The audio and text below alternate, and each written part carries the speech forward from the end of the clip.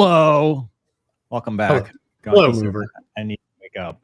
It's a rudderless ship. It's not really a rudderless ship. It's like a ship with the rudder just full turned. What do you call that? Ship going in a circle. That's what you call that. Yes. Welcome, special guest host, Casmo.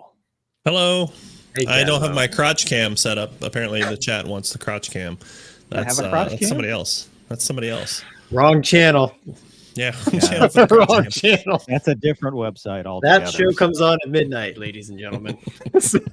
Probably just ladies. I don't think the gentlemen are watching. Hey, don't count them out. Don't count them out. Wrong with hey, a view's a view, bro. $20 is $20. $20 is $20. Doug, how are Speaking you? of, there's Douglas. Yeah. I'm probably gonna make it. Or it's good. We've had a great weekend. We just finished our unit training assembly weekend. Gonky is the most important man on the planet with his 4,000 thread count sheets. Yeah, Gonky, how was your hotel? it was good. Somehow, the fact that your reservation got lost just made my pillow that much softer. I mean, it was real nice. I made Gonky's reservation. That's true. And somehow I had no reservation. Yeah. So I had to sit in the lobby as all the one stripers and the two stripers got their rooms. And they're like, there's no room at the inn. We even had we could spin the dial and get more Marriott points. Yeah. So, I mean, I made Gonky's got. Casmo's like, you stayed at the Marriott in the what service is this? Yeah. I remember when I had drill weekend sleeping on top of a tank, but it sounds terrible. I'm really sorry about your Marriott points. It was glorious. Well, make better life we choices. make in life. Yeah, make better life choices, and then you learn from me, kids. Yeah, Right. you too can get the Marriott points on your weekends. Glorious. Anyway, so we've got a busy show because Casmo's here and he's going to carry the weight of all of us today. How you been, Casmo? What have you been up to? Flying. I've been doing a lot of work. I pulled like 5 days of overtime this past month. Wow. So, yeah, it was not awesome, but I made a lot of money. But yeah, other than that, not much. Did the doors stay on your plane? Just ask. Yeah, because I fly older ones back when they made them good. Now, yeah, They came with bolts back then. Copy. Yeah, exactly, the classics. But yeah, so I've been doing a lot of that, and I actually got a job offer today. I got a phone call because I did an interview on Friday with a company I shall not name, but you guys have heard of them. So it's there. I don't know that I'm going to take it, but it's there. So it's good to have options. Yeah. Smaller jets. All right. Okay. All right. Well, then I guess we've got nothing else to talk about except the topics of the day because we were not very interesting this weekend. We had drill, man. Wait, Gonky, the dinner, dude. Oh, yeah. Look. So wait, Mover and I got to see how the other half. Well, other Gonky is the other half. Check out Mr. Gonky here with one of the chaplains. Yeah, that's an expensive appetizer. That's his. Do you know what that is, Casmo? Do I know what lobster is? No, the Air Force DFAC. That was just a standard lunch in the Air Force. Oh, that's basic. Yeah. I've eaten at Air Force bases. That's just what they have. It's a $150 appetizer. It's not an MRE. It didn't come out of a package. It's an Air Force MRE. Yeah, you didn't have to heat it yourself and come with a brown it's not spoon. heated. It came nice. It was delicious. It was ridiculous. Anyway, all right. Didn't have to lean it on a rock or something. No. Or something. Yeah. Or something. Classic. Yeah, there's a video of I saw it the other day. These kids were crying because they had to eat the MREs and they were like, it's child abuse because their dad made them eat MREs to teach them a lesson. So much better now. I mean, back in the day, they were gross, but the current ones, they're decent. Yeah. Most of them. The kids just bawling his eyes out. So we used to get them for hurricanes, and the kids always look forward to eating them on the sailboat. Yeah, it's fun. They're fun to eat. They are fun to eat. Yeah. It's special food. All right. Well, listen, not so breaking news. It's because this happened while we were gone. We have retaliated against those that might do harm to American soldiers, which was very sad. And the B-1 stole the show here with the strike. And so what better way to project power than not going with the dudes that are already there, but taking off from Dias, going across the world and striking, I think it was 85 targets. Or they hit 84 of 85, I mean, total for the whole thing. But pretty cool. And then it was Friday strikes. I think, was it the Jordanian Air Force, Doug, as well, involved in this? We don't have to read the article, but I don't know. I'm just scanning through it now. Launches on 85 targets, and There I you think go. they 84 of 85. They didn't kill any of the Iranian Republic guys, but they killed a bunch of rebel guys they were training and sponsoring. Yeah. 3 facilities in Iraq. Go ahead. Sorry, go ahead, dude. No. Go ahead. Yeah, so 3 facilities in Iraq and also in Syria. So it was not just the B1. The B1 didn't do everything, but they've just highlighted it. And if you remember when we talked about the B1 mishap at Ellsworth, is that right? They moved them to Dias because I guess the runway is closed or something. So everything's operating because I think the tail was actually from up north. But so they take off, they do this long mission, which we telegraphed. We telegraphed this thing. I mean, I don't know if you watched all the flight radar trackers and stuff, you know, as soon as we kept announcing, well, we're going to strike them.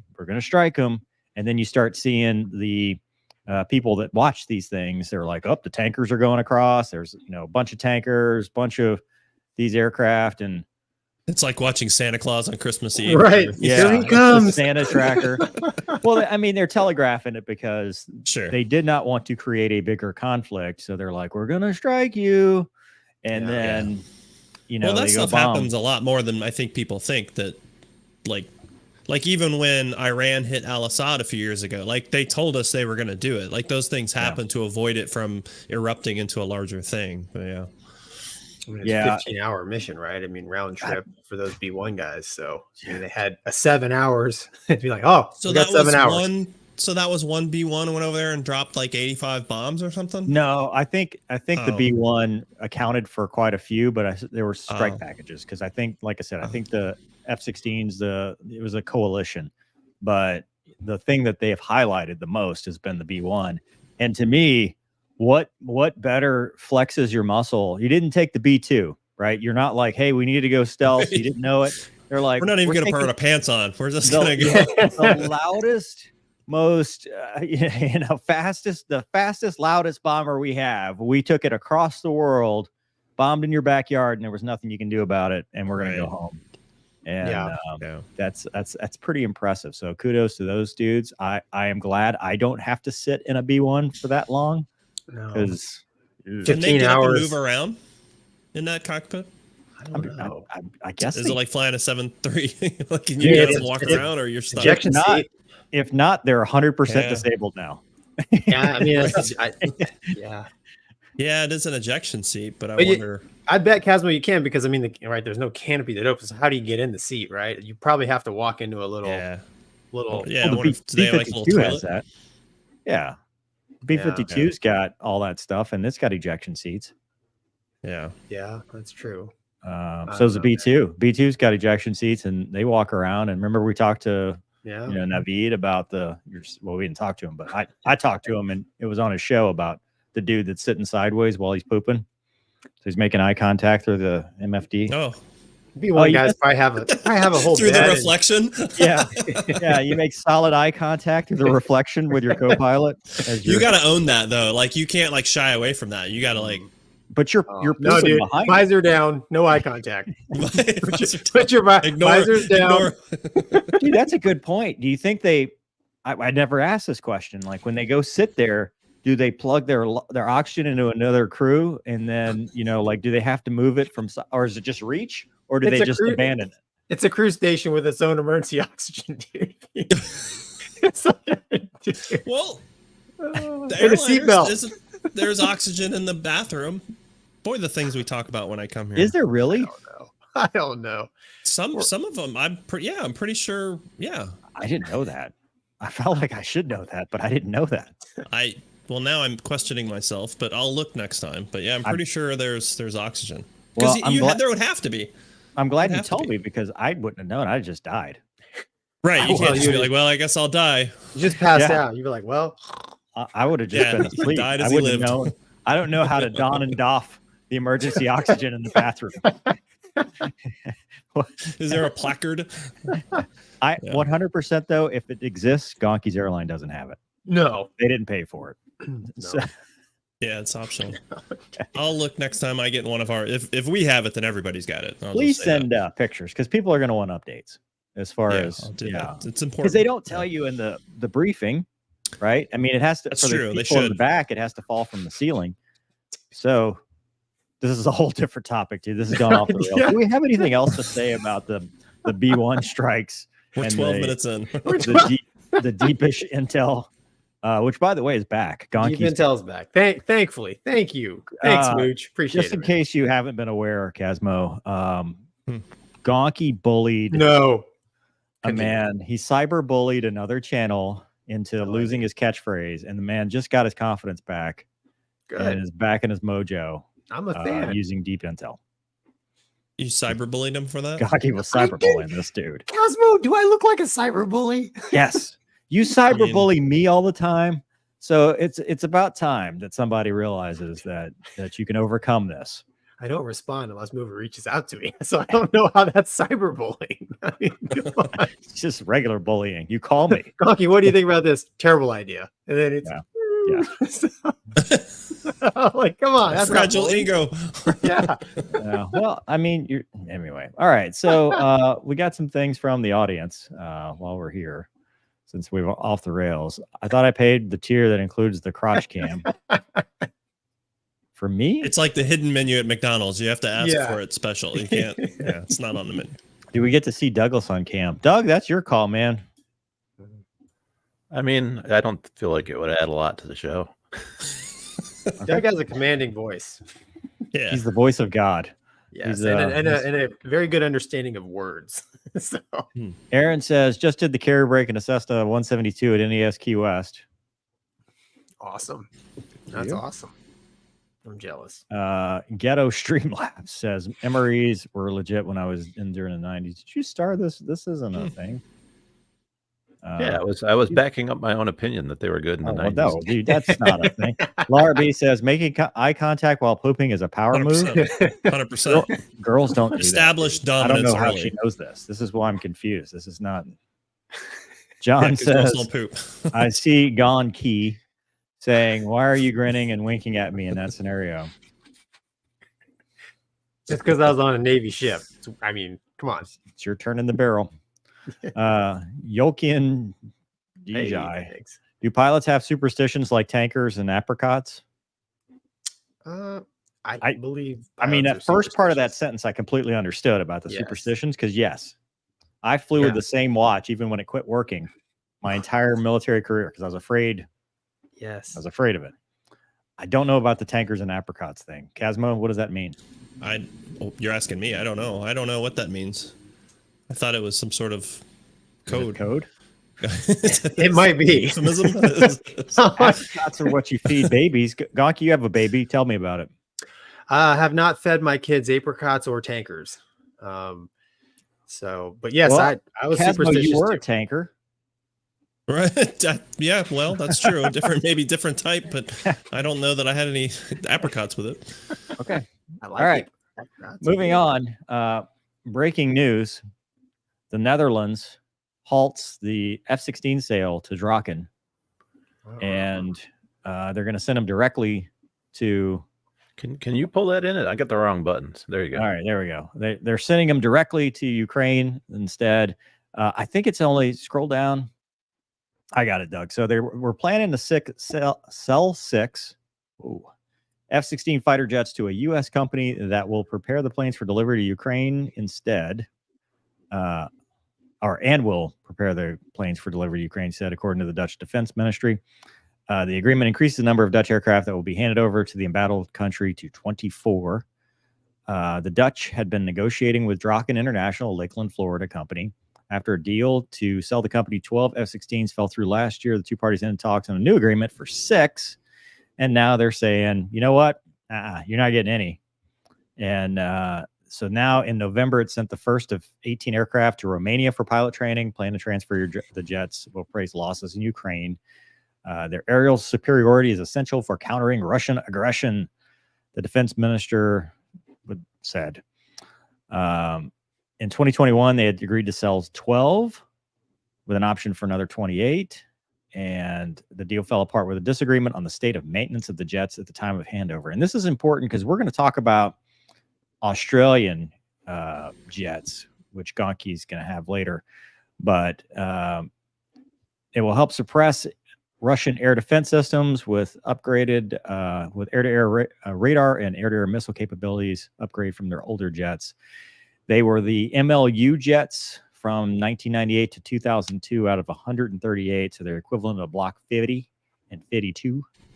Netherlands has replaced that, obviously, with the F-35, which they were down in Tucson flying. A friend of mine is good friends with them, the guys down in Tucson. And we've seen some cool footage of those dudes. And they're really cool jets. Thank you, Douglas. We'll take that off and talk about it. So Drawkins had a rough time.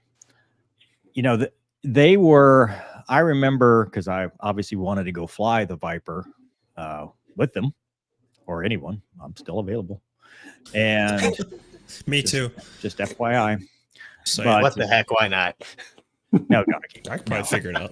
No, you know why? Because if you say that, they're going to call you, and Gonky's going to be flying the F-35, and old Mover's going to be like, well, that seemed like a good idea. Despite the fact that I've got 1,000 hours in the gym. Just saying. Anyway, so they had some issues, and it wasn't really related, but I think it kind of started the downfall where they were talking about, they were getting Vipers, you know, they have the Mirage, they have all these aircraft, and they were making this huge footprint at Nellis. And then one day that kind of fell apart. You know, the Nellis thing, they I don't know if they lost the contract or just were told, hey, you know, you're not doing this anymore. The government didn't like how that was working, didn't renew them. And then they kind of spread out to the other bases, and that was still going. And they were still getting the Vipers to go to Lakeland. And, you know, the order cut down and then cut down some more. And now it looks like they're not going to get Vipers at all because they're going to provide to Ukraine, which I guess that is a correction. We've talked about, you know, Vipers to Ukraine and whether that would be helpful.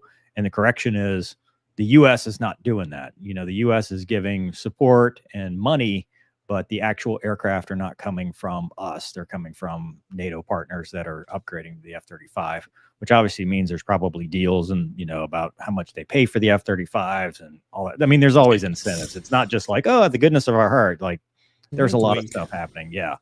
So it is a good capability increaser, but I don't know. What do you guys think about, you know, the civilian contractor no longer getting them for Red Air? Well, I think it hurts the readiness of the U.S. military. I actually met a guy that was part of that whole Nellis, you know, hey, one day they didn't have the contract, and the Air Force solution was to ask the military side, hey, we need you to put up twice as many Red Air. And they're like, and the response was, we would have been doing that if we could have. Right. So now, you know, guys and gals in the U.S. aren't getting the training assets that would be available. And, you know, like we've kind of said in the past, you know, Mover, the F-16 is a great airplane, but you know what, you know, how effective will it be in Ukraine is debatable. So, I mean, hey, well, if you need, sorry. I mean, my question then is, to that point, is what are they giving them as far as weapons, right? An F-16 is great with 20 Mike, but are we getting AIM-120s? Are we now partners with Ukraine, a non-NATO country, to give them an export version of an AIM-120? Or are they getting like AIM-7s? Yeah. AIM-9 Papas? There's a whole litany list of, you know, options that you could go through. Are they getting this? And that would dictate tremendously the effectiveness of that airplane in that conflict. Not to mention the fact that it would take a well-trained pilot to employ it, right? And that takes time. Well, they're getting that. I mean, they are getting that. I mean, so the F-16 is pretty easy as far as, you know, systems management. Well, depending on what block they have. I mean, Right. See, I Have mean, live- this is what I'm Right. talking about. Yeah. So, I mean, it's easy to fly. So that's not hard to learn. It will hurt you. You know, I mean, a 9G jet that'll hold 9Gs until you G-lock or let off. But like, against S400, against Right. yeah, Double digit SAMs and stuff like that. You know, I mean, are they getting, harm capability or HTS pods? They're going to do seed with them. I mean, yeah, like you said, yeah. But it's still a performance increase, right? It's a good thing for the country to get that. And it's cool that the Dutch are doing that for them. You have to, I mean, you got to start somewhere, right?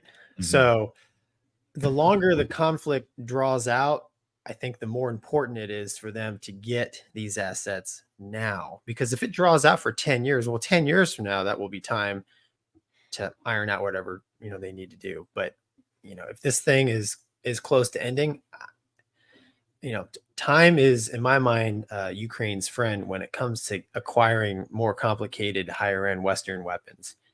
Yeah. That's just my opinion. Casmo, what do you got, man? I mean, I don't know too much about all that stuff, but it just seems to me that it's probably more political than anything else, right? It's not about is the F-16 or whatever going to be helpful for this. It's probably more along the lines of building inroads for future relationships and things. I don't know. Yeah, and that's a good point. You're demonstrating strength and resolve when you start giving a country material cool toys. Material support. You're showing that, hey, we're not going to just let you steamroll. We're going to keep helping them. Right. But you still have to have an objective, an end goal, and all countries. Do you though? I don't know. Well, don't get us booted. Both the Russians and the Americans know about a little country called Afghanistan, and how that works out when you're trying to do something and resolve goes away. Home field advantage is a big thing. Huge. Yeah. Huge. Anyway, cool. Well, any reattacks on that one? See if the audience says anything smarter. I hope they get them. I mean, I really do. I think they will. I mean, we're going to talk about some rumors in a second, but they're training for them. They're both in the U.S. and away. So, DG says, "What was you guys' scariest moment in a military jet?" When I realized it was the end. I was like, oh, Gonky, you've told this story. Do you have another story that you haven't told? I got tons of stories, man.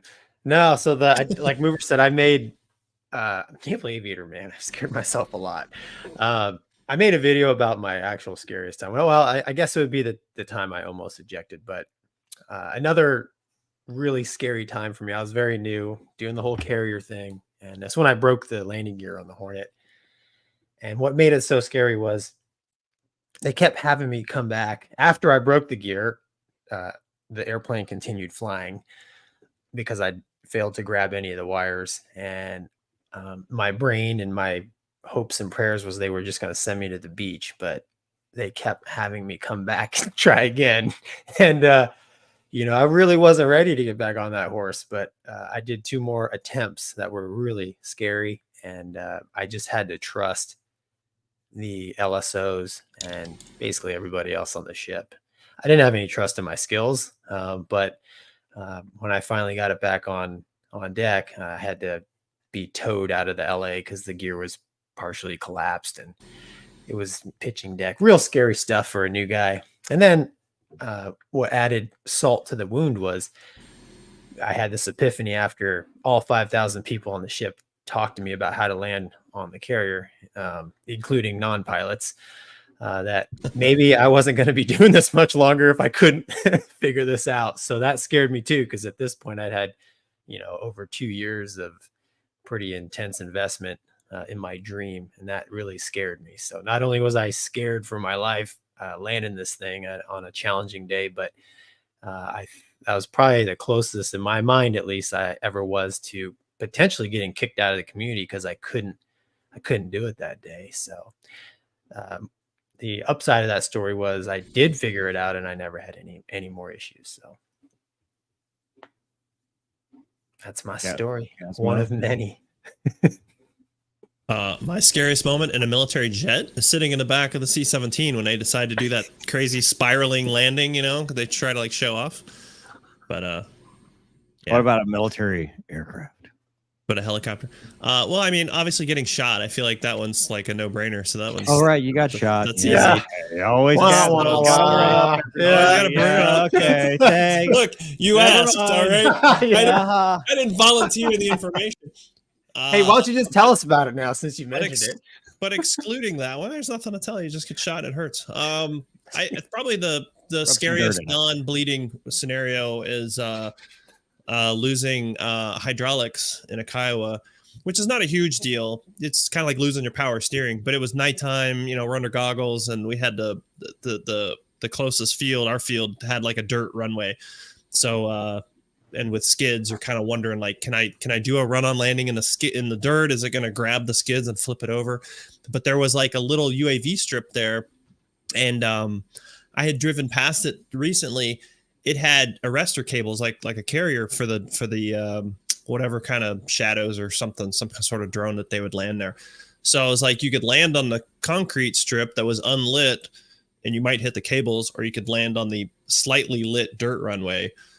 So which one do you choose? So I chose the concrete just because I kind of knew where those wires were, and I just shot my approach kind of past it. But you had to keep the speed up, like 40, 50 knots, so you didn't start spinning out of control.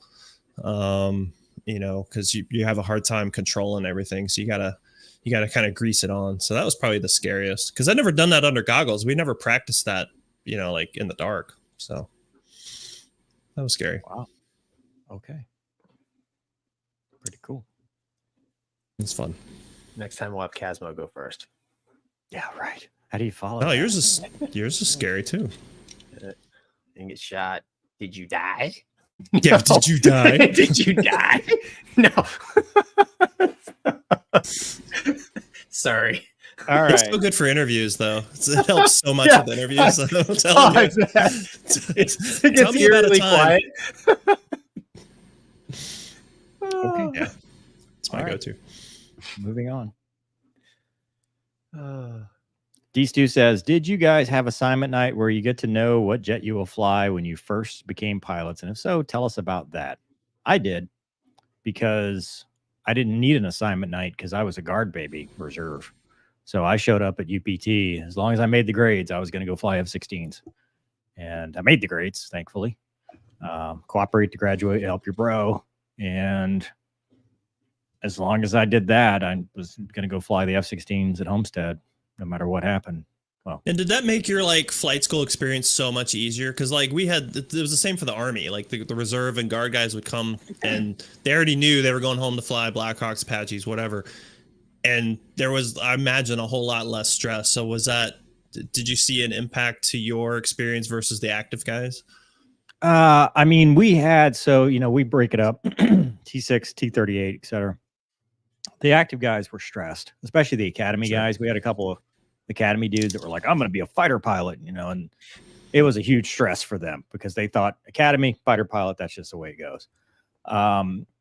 When I graduated, both T6s and T38s, I had no idea how I was doing relative to people. I just went out and flew. And I spent the time I wasn't flying trying to help the weaker swimmers get better, which made me better, right? Because if you can teach it, you're really, you know it. And so it wasn't until, T6s, I got the top stick award, and I was like, why? Okay, cool. And then I go to pilot training, and, the IPs are kind of snickering, and I'm just like, okay, I get some wings tonight. Mom and dad are here. Everybody's here. The unit came to visit. And then next thing you know, they're like, all right, Lieutenant Lemoyne, here's this award and here's this one. I'm like, I did that. And I guess it was because I was just more relaxed. I didn't care, but I enjoyed it so much that I could use that to try to help other people. And to me, that's career-wide, life-wide. If you spend time helping people, things go better for you. If you try to help yourself, things do not go well for you. Gonky, what do you think? Yeah. So there's, I guess, really two. I wasn't smart like Mover. I did it the blue collar way and just slugged it out with the masses. Not an academy guy, OCS. But so when I went to flight school, there was, I guess, 2 drop nights, whatever that you care about. So the first one was out of primary, because in the Navy, it's out of primary at the time. I think it's still the case. You went helos, maritime, E2C2, or jets. And by far, most people got helos, because something like 80% of the Navy is helicopters. So for me, excuse me, kind of like Mover said, I wasn't, always thought I was pretty average. So I was a Navy guy in an Air Force program, because I was part of this exchange at Vance. And at the time, there was some like crazy formula, like, because the grading system was different between the Air Force and Navy.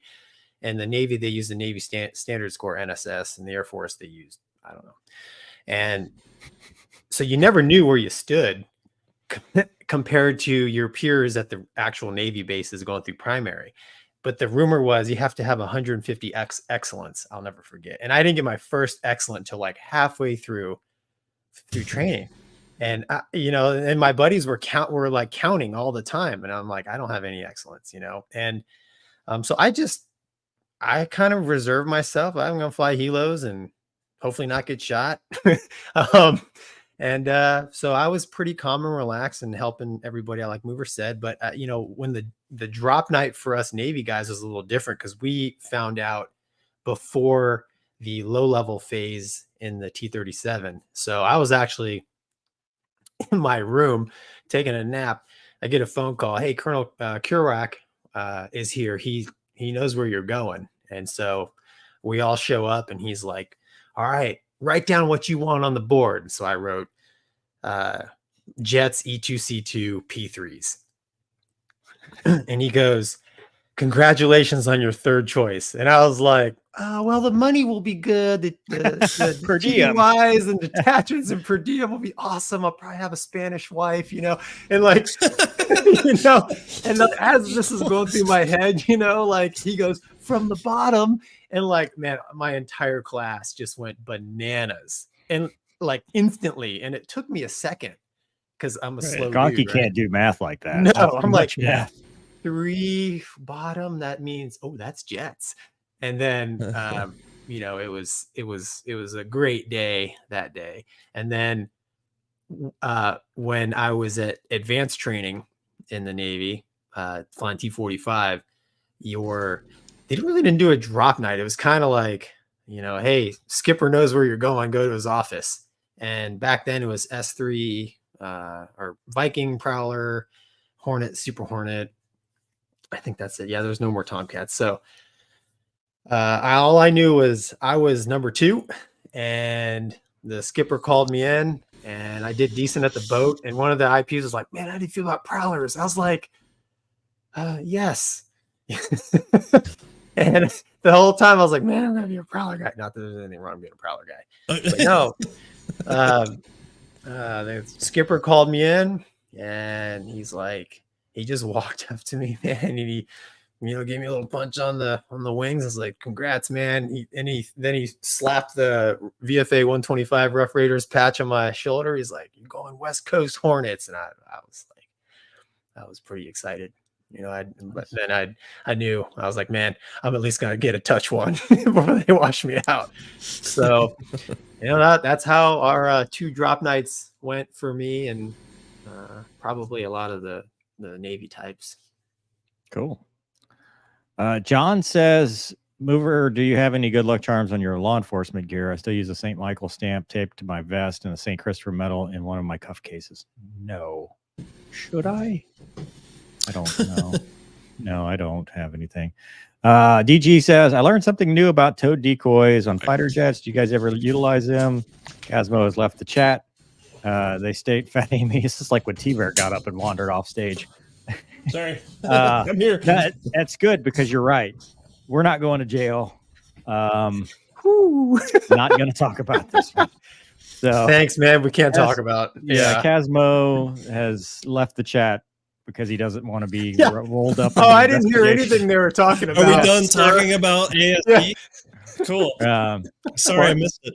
Spartan says Ukraine is getting 120Cs and 9X Block 1. Wow. Okay. Okay. Again, not going to talk about it for fear of jail. Bill says, what are the chances that you guys can get Star Baby on your show? Here's the thing. We don't know anybody. And we don't know how to get people on the show unless they email me. That's usually the only way. Yeah, it's not like me and Mover go on the phone and be like, well, should we ask these other YouTube types to...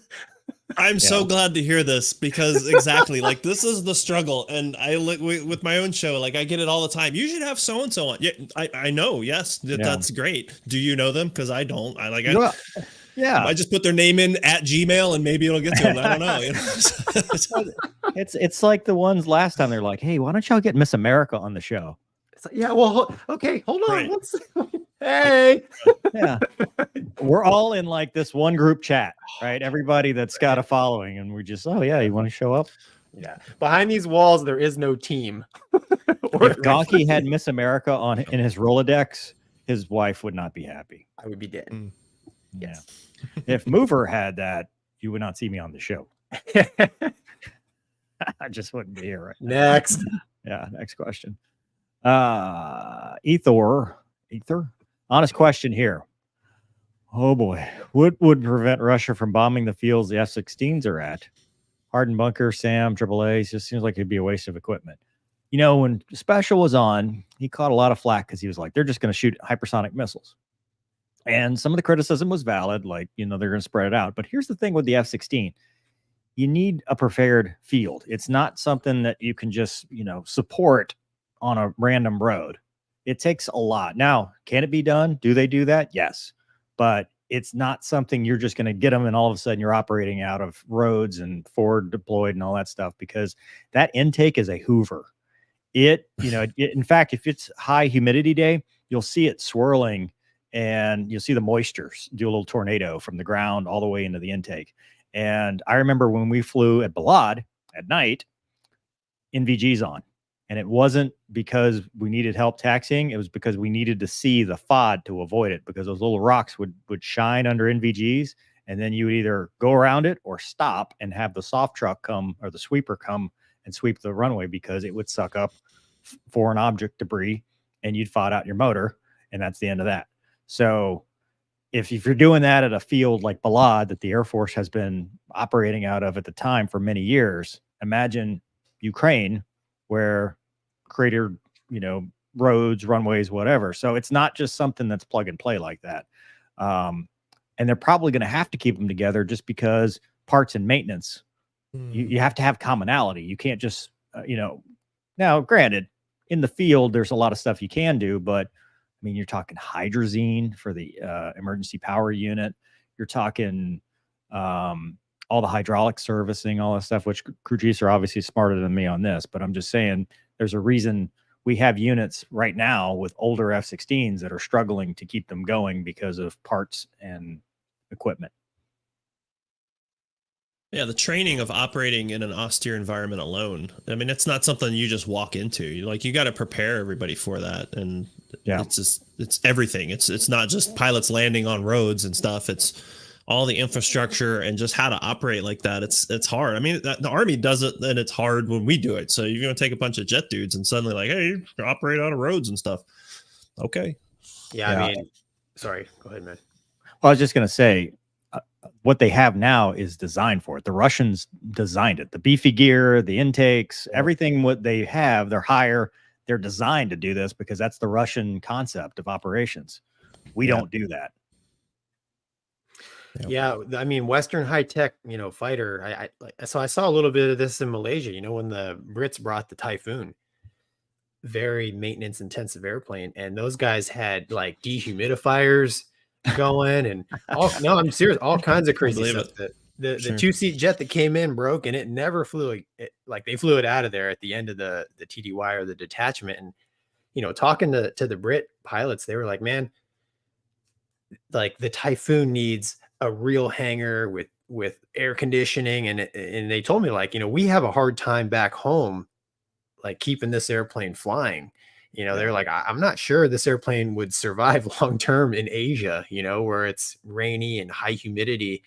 So I mean, like you said, Mover, when the conditions get bad, it becomes much harder to maintain these these airplanes that they're really high performance, but they require a lot of maintenance and attention. And you hit the nail on the head. The MiG-29, that thing was built for, you know. And I remember it just made me think of it because I was thinking about, our time at Eglin with the F-22s and, when it would get cold and stuff like that, the older jets would have problems. And then I remembered ICE-FOD. ICE-FOD procedures are in effect. You would have issues with the F-16 when it got below a certain temperature, and that humidity and that vortex could create ICE-FOD. And now you're fighting out your engine with ice if it was the conditions were right. And there were rules which I obviously don't remember as far as there were start times and all that stuff, and you had to have somebody watching. But that's all considerations, especially in an austere environment, in a cold weather environment, like that. But personally, I love the F-16, but in a perfect world, I think the Gripen would be the answer for that, because that's what it was designed for. It's a very compact, plug and play, high tech aircraft that was made to go take off and land on fields and have low maintenance and not need a lot of support because of that very mission, that mission set. So my opinion only. I still love the Viper. Travis says, no question here. I'm just glad you're all safe and doing well. All the best from Northwest Arkansas. Hey, thanks, man. Janitor is back. Watch Blue Thunder and started Airwolf this weekend, and now Casmo. What a great few days. Casmo, what do you think, dude? Airwolf or Blue Thunder? Airwolf. Exactly. There are no further questions. Pass. Keep them on. Yeah. Aaron says, have y'all seen the video of what appears to be a flight of 2 F-5s almost swap paint? No. Mm-mm. Oh, yes. I wonder yes, where. I have. It's where at? They roll inverted, and they do the whoa canopy thing. It's some kind of air show thing. I don't. In the States? No. This was no. Could never happen here. T-Bar B1 says, yes, you can get up and walk around in a B1. The B1 and the B2 have the same toilet. So look at that, eye man. contact. Learn something new. Just more people. Joe, Airwolf. Yeah. Nice start today. Nice, Catch up Joe. later. Greetings, Casmo. Thanks, man. Hello. Cluterus says, Casmo, would you say you spend 50-50 of your time between right and left seat in your Kiowa? Same question for front and back of the Apache. Yes. Yeah, I mean, we would trade all the time. So like every day, if you sat left seat one day or front seat one day, you'd probably swap the next day. So yeah. Awesome. Gonky, this one's for you. Is the cursor bra indication on the B scope and the FA-18C magnetic, true, or switchable with a mag true selection in the HSI data AC subpage? Oh my gosh. I think you're looking for the Eagle Dynamics forum. Yeah. F-18. Chuck's guide. There's certain switches in the Hornet that you never touch it. You would never touch it. Yeah. Like when I was first learning the airplane, it was like I went through every single one, and the IP was like, dude, you're taking way too long. It's just like that. And that's one of the switches where I would usually pick up if it was set wrong by that's weird. Yeah. Right. Why am I Somebody else messed with it. Yeah. I'm like, this is what now? Why did I just shoot the tanker down? Right, exactly. So sorry, man. I honestly don't remember, but it's one of those switches that was like set and nobody ever moved it. Don't you hate that about like flying or really anything where like you just know it's right, and then somebody asks you a question, you're like, oh, I don't know, and then you feel stupid because you're like, I should probably know. I've been flying this thing for 10 years, but I don't know the tire pressure of the Apache's landing gear, or whether there's oxygen in the bathroom. Or whether there's oxygen, it makes you feel like you're wrong. Yeah, but yeah, I honestly have no idea. BJ. Hey, BJ, thanks, man. Aloha, mahalo for giving me something to look forward to every week. Always enjoy the show. Thank you. Cool. And then last one before we get back to our actual show. Justin says, Casmo, I'm currently at armor school for 19 kilo. Did any of your skills as a tanker help you in military flying, especially in Apaches, like vehicle identification? I mean, sure. Certainly things like that will help. And a lot of sort of helicopter tactics are similar in some respects to armor tactics, but yeah, so yes, short answer is yeah, it'll help a little bit. Cool. Make them tell you no. Hey, Casmo. Yeah. There's been some Hello. Osprey drama that you wanted to talk to us about. Oh yeah. Well, yeah, I mean it's been all over the news, right? I had this article I pulled up, but yeah, we're talking about that's a perfect picture. Is that the right article? I love it. Yeah, I think that's actually from now that I see it. But yeah, so obviously we had the Osprey incident, but you see it too with the 737 Max and stuff. Sometimes things get a little bit sensational. But I guess they've just started an congressional inquiry looking into the Osprey. And if you read through this article, it talks about, I think it says right there, 51 service members have died in Osprey crashes throughout the program's lifetime. But Osprey is one of those names where the moment you say it, most people attribute it to, oh, it's the thing that crashes all the time. And the reality is that's not, but it's sort of built this reputation of that. And if you scroll further down in that article, I thought it was interesting. There's a little chart. Yeah, you're almost there. Keep going. Yeah, there you go, right there. So this is like the Class A mishap rates per 100,000 hours of flight. And you can see that it's actually, pretty low compared to a lot of other aircraft. There's F-18s up there, E-6s. So it's just one of those things where I think that it probably got when it happens, it's bad, right? Because let's say an F-18 goes down and unfortunately the crew is killed. It's one, maybe two people die. When an Osprey goes down, it's 20 dudes or something. So I think it makes headlines, but it's kind of built that persona of that it's this death machine. And in fact, I found an article earlier. Let me see if I took I should have sent it to you, but I took a screenshot, I think. And it was like, I can't find it, but it was, here it is. The U.S. military's most capable tilt rotor is a death trap.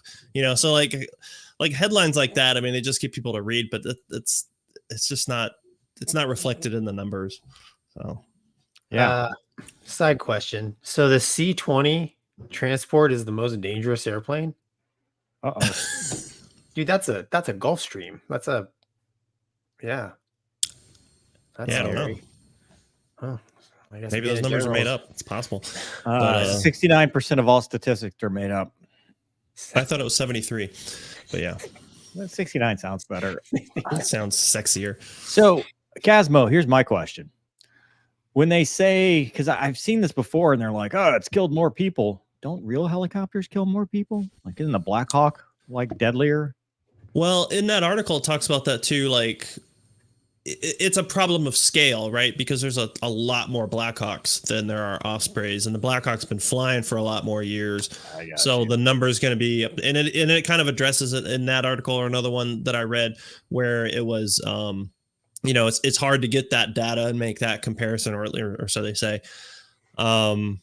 But yeah, I mean, it's inherently dangerous, right? I mean, airplanes want to fly, helicopters want to beat themselves to death against the ground with you inside of it. So they're already a little bit dangerous. And then Ospreys, I mean, you got to think too, the Ospreys sort of like, cutting edge technology, it's the first sort of tilt rotor that's, operational. And now the Army's looking to go into that with the new aircraft that it's getting to replace the Black Hawk. It likes this whole tilt rotor stuff, which for me, I'm old school helicopter. I don't like it, but I can see that the benefits of it. But yeah, a quick answer to your question is yes, all helicopters are dangerous. Would you fly it? No, absolutely not. No. You wouldn't fly the Osprey? I would do it once just to say that I did, but I'd fly anything once.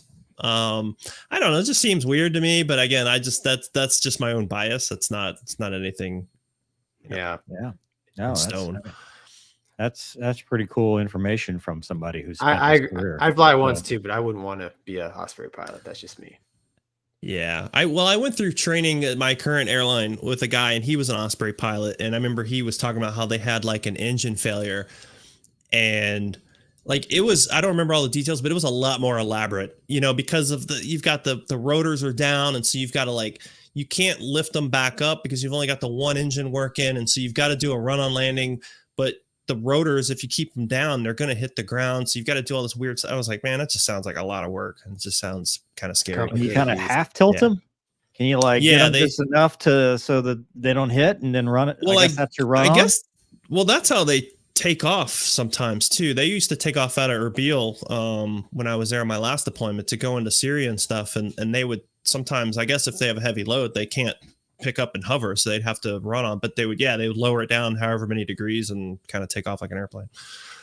Gonky, this thing's replacing the C2. Do you think there's enough room?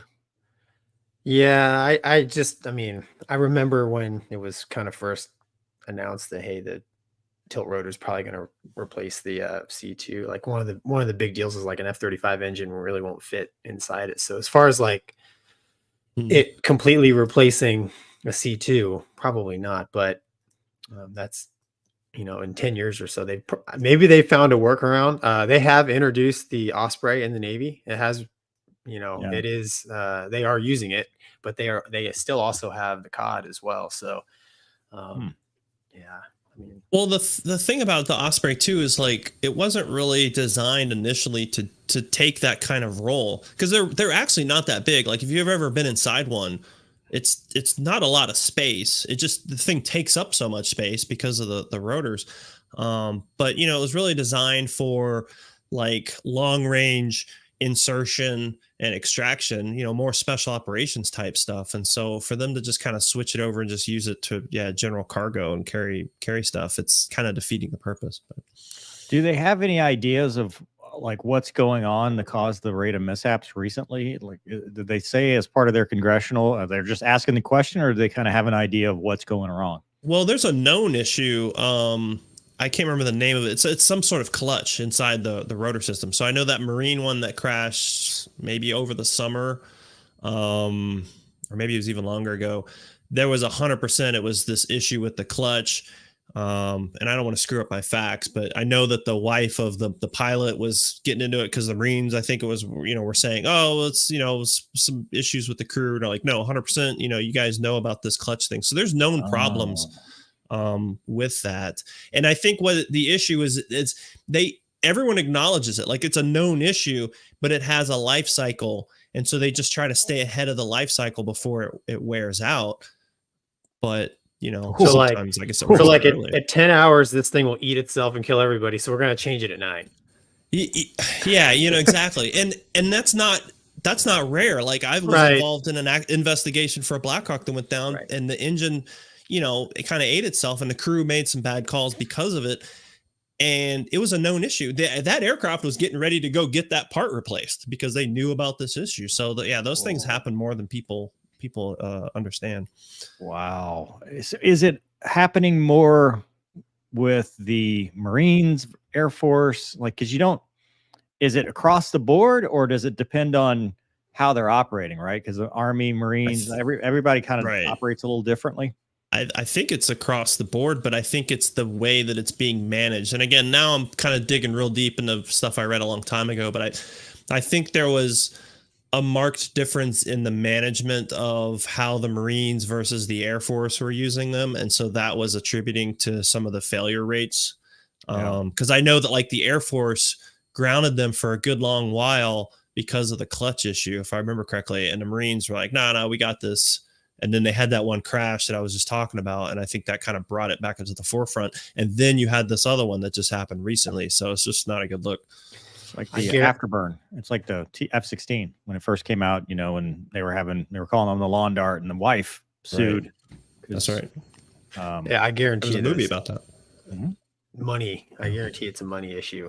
It's like, well, fix the clutch. Well, we would, but then it would cost $1 gazillion. It's like, well, how many Ospreys are we going to lose over a 10-year period? Okay, let's do the math on how much that actually costs. I mean, sadly, and I don't know this, but I think the Marines use it more than the Air Force does, and so it's like it's a bigger impact for them to ground it. But I don't know. I didn't do that. That was producer Doug. But yes, no, thank you, Cosmo. That's eye-opening and scary all at the same time. I retract I'll go right on it now, because I don't want to be at hour 6.9 when the thing freezes and you end up falling from the sky. Man, before you go, easy. I don't know how. I don't know what I'm looking at, even when I know how to fly the jet. I just kind of it's there. Speaking of not knowing anything, Janitor is back says, are we sure Gonky flew the F-18, referencing his previous comment of not knowing true versus magnetic? There it is. DCS logic. Yeah. Speaking of DCS, I've had that. I've had people question me whether I flew Apaches because there was like some obscure piece of knowledge that I didn't know. Yeah. Speaking of that, Jay Scott says DCS has it stuck on true even when all other headings are mag. Was hoping to get them to fix it, but they want a source. Gonky, you could be the source to fix the thing. Yeah. Do it. Whatever the cartridge loads. See, that's the problem with DCS is you don't have the mission planning guy with the data transfer cartridge. So it's always standard. You just plug it in. You're like, hey, same thing, squadron standard. Does it matter in DCS? I mean, I'm always, if I was playing the game here at my desk, I'm always facing north. I mean, does it really matter in the game? Dude, they play it like red flag style, hardcore, not like you and me. Well, then if everybody is stuck on true, as long as everyone's on one, that's all that matters. Well, no, you probably have some guys and girls that are the correct one and some guys and girls that are doing the default one, and no one knows which one's which. Well, pick one within the DCS community. Easy. Okay. I don't know. Please send all hate mail to Gonky. DG says, Mover and Gonky, you know you've made it when your deep intel assets on your channel can advise you that the B1 and B2 have the same toilet on board. That's true. Who else do we have in the audience? There are probably way smarter people in the audience. I told you, 100%. Who's watching? John, Larry Wilcox from Chips, and probably Miss America now. I think so. Garrett says, I have a USMC air contract and want to fly the MV-22, a lot of flight hours and traveling. My dad was an infantry officer, called it the Widowmaker. Probably not many flight hours at this point. Yeah, none. There's still traveling. Yeah. Yeah. But good on you, Garrett. Hey, don't let us discourage you, man. I'm sure they'll get it figured out. Yeah. Mover. Yeah, I'm sure Casmo. Zippers Forever says V22 LZ equals a 5 CH46 footprint. We've only been in the desert, so that hasn't been an issue, but for expeditionary work, it's a nightmare. Okay. Gonky, Which again, you mentioned not meant to do that, and that's the thing. Gonky, you mentioned you brought a Hornet home to Akron. Oh boy, this is from NCIS. Yeah, I'm from Youngstown. Does the Navy allow you to take jets home for leave or something, or was there an event or special circumstance? None of the above. Gonky was AWOL. Like Tom Cruise. He just took it and checked in with range control. Yeah. We don't see anybody that's supposed to come in today. Yeah. Oh, well, you got it. Airspace is yours. No, so that was a special event, not for me. Our CAG, we were 100 miles off the west coast of California, and CAG retired, and he lived in Virginia.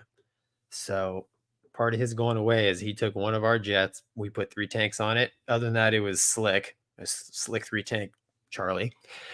And with the S3s took off, I drug him as long as they could heading east, and then he had enough internal at that point. I forget where they dropped him off, and he flew home to Virginia, landed. I caught it off, hopped on an airliner, flew to Virginia, picked up CAG's jet and flew it home. And as part of the hey, I'll volunteer to do this, was, hey, can I stop to see my folks? So they let me stop in Akron, Ken, to see my family for a day, which ended up being like 4 because I had a hide leak and a flat tire the next day. And I returned the airplane back to NAS Lemoore. So I was the recovery pilot. And as a bone, they just let me swing by and see my folks. So that's pretty cool. Yeah, nice. It was. Cool. Zippers Forever says, for A and C models, as the TAC-P, we had to adjust from mag to true. So it's on true. There you go. I mean, the source. Again, we know we've made it. We know. In fact, Mover, we don't even need. Let's just put up an article. Be like, all right, from the crowd, what do you got? Yeah, we crowdsource all of our deep. Do you, the viewers at home, think? It's interactive because we don't know anything. Well, that's one way to run a channell. Yeah, we're Doug. different. I believe there's a secret mission to Ukraine. You had it. It was secret. Go on 3. So NATO ally Romania has dismissed an unverified report that an F-16 fighter took off from a base in country to bomb Russian forces to occupy southern Ukraine as the approaching transfer of dozens of the American-made fighter jets to mounting speculation and rumor. Ukraine Frontline X, formerly known as Twitter account, appears to be the source of the latest false claim. I can't imagine there's any false information coming from that theater. It seems to be all 100% true. It's the source of the latest false claim, which are prepared to be sent to the Ukraine by NATO nations. Ukraine Frontlines reported, without providing any evidence, that Russian General Staff of the Armed Forces is reporting to the Security Council that the F-16 operating out of Romania, based close to the Black Sea of Constantia, is that what it is? Carried out an airstrike. Constanta. Carried out an airstrike. Constanza? I can't see that. Constanza. No. They were very frightened in Moscow. There was no possibility of locating an F-16 at Ukraine bases. So here's why they're saying that didn't happen. Because then Romania is in trouble, right? Because that's bad. But they also, and the reason I brought this up, thanks, Doug, we'll take that. The reason I brought this up was because not only was that a rumor, but they were saying that when the IL-76 AWACS, the AWACS aircraft was shot down, that it was Vipers, and it had to be, they got Vipers, and that's how they did it. And there's a lot of fog of war. There's a lot of misinformation in this conflict, but the reality was these pilots are still training, and they're training in Romania, and they're training in other countries, but they're not launching combat sorties out there. In fact, there was that video you and I did, Gonky, with the Dutch when they were doing the zigzags, and it was a low altitude thing. People were like, well, they're getting Dutch Vipers. Are we not sure that those aren't Ukrainian pilots doing that? And the answer to that is no, because if you're in training, you're not doing air shows. Right. You don't have the time. Like, I think people kind of mistake fantasy for what they want to see. Like, they got this grand vision of the Ghost of Kyiv, right? The grand vision of these heroic Ukrainian fighter pilots, which I'm not saying they're not. I'm just saying they think they're out there hot dogging it like Maverick, and that's how they learn, and then they're going to go in and save the day. The reality is, to be a fighter pilot in any country, and I think this is more of a testament to the professionalism of Ukrainian pilots. So this is the reality, and this is better than what you think.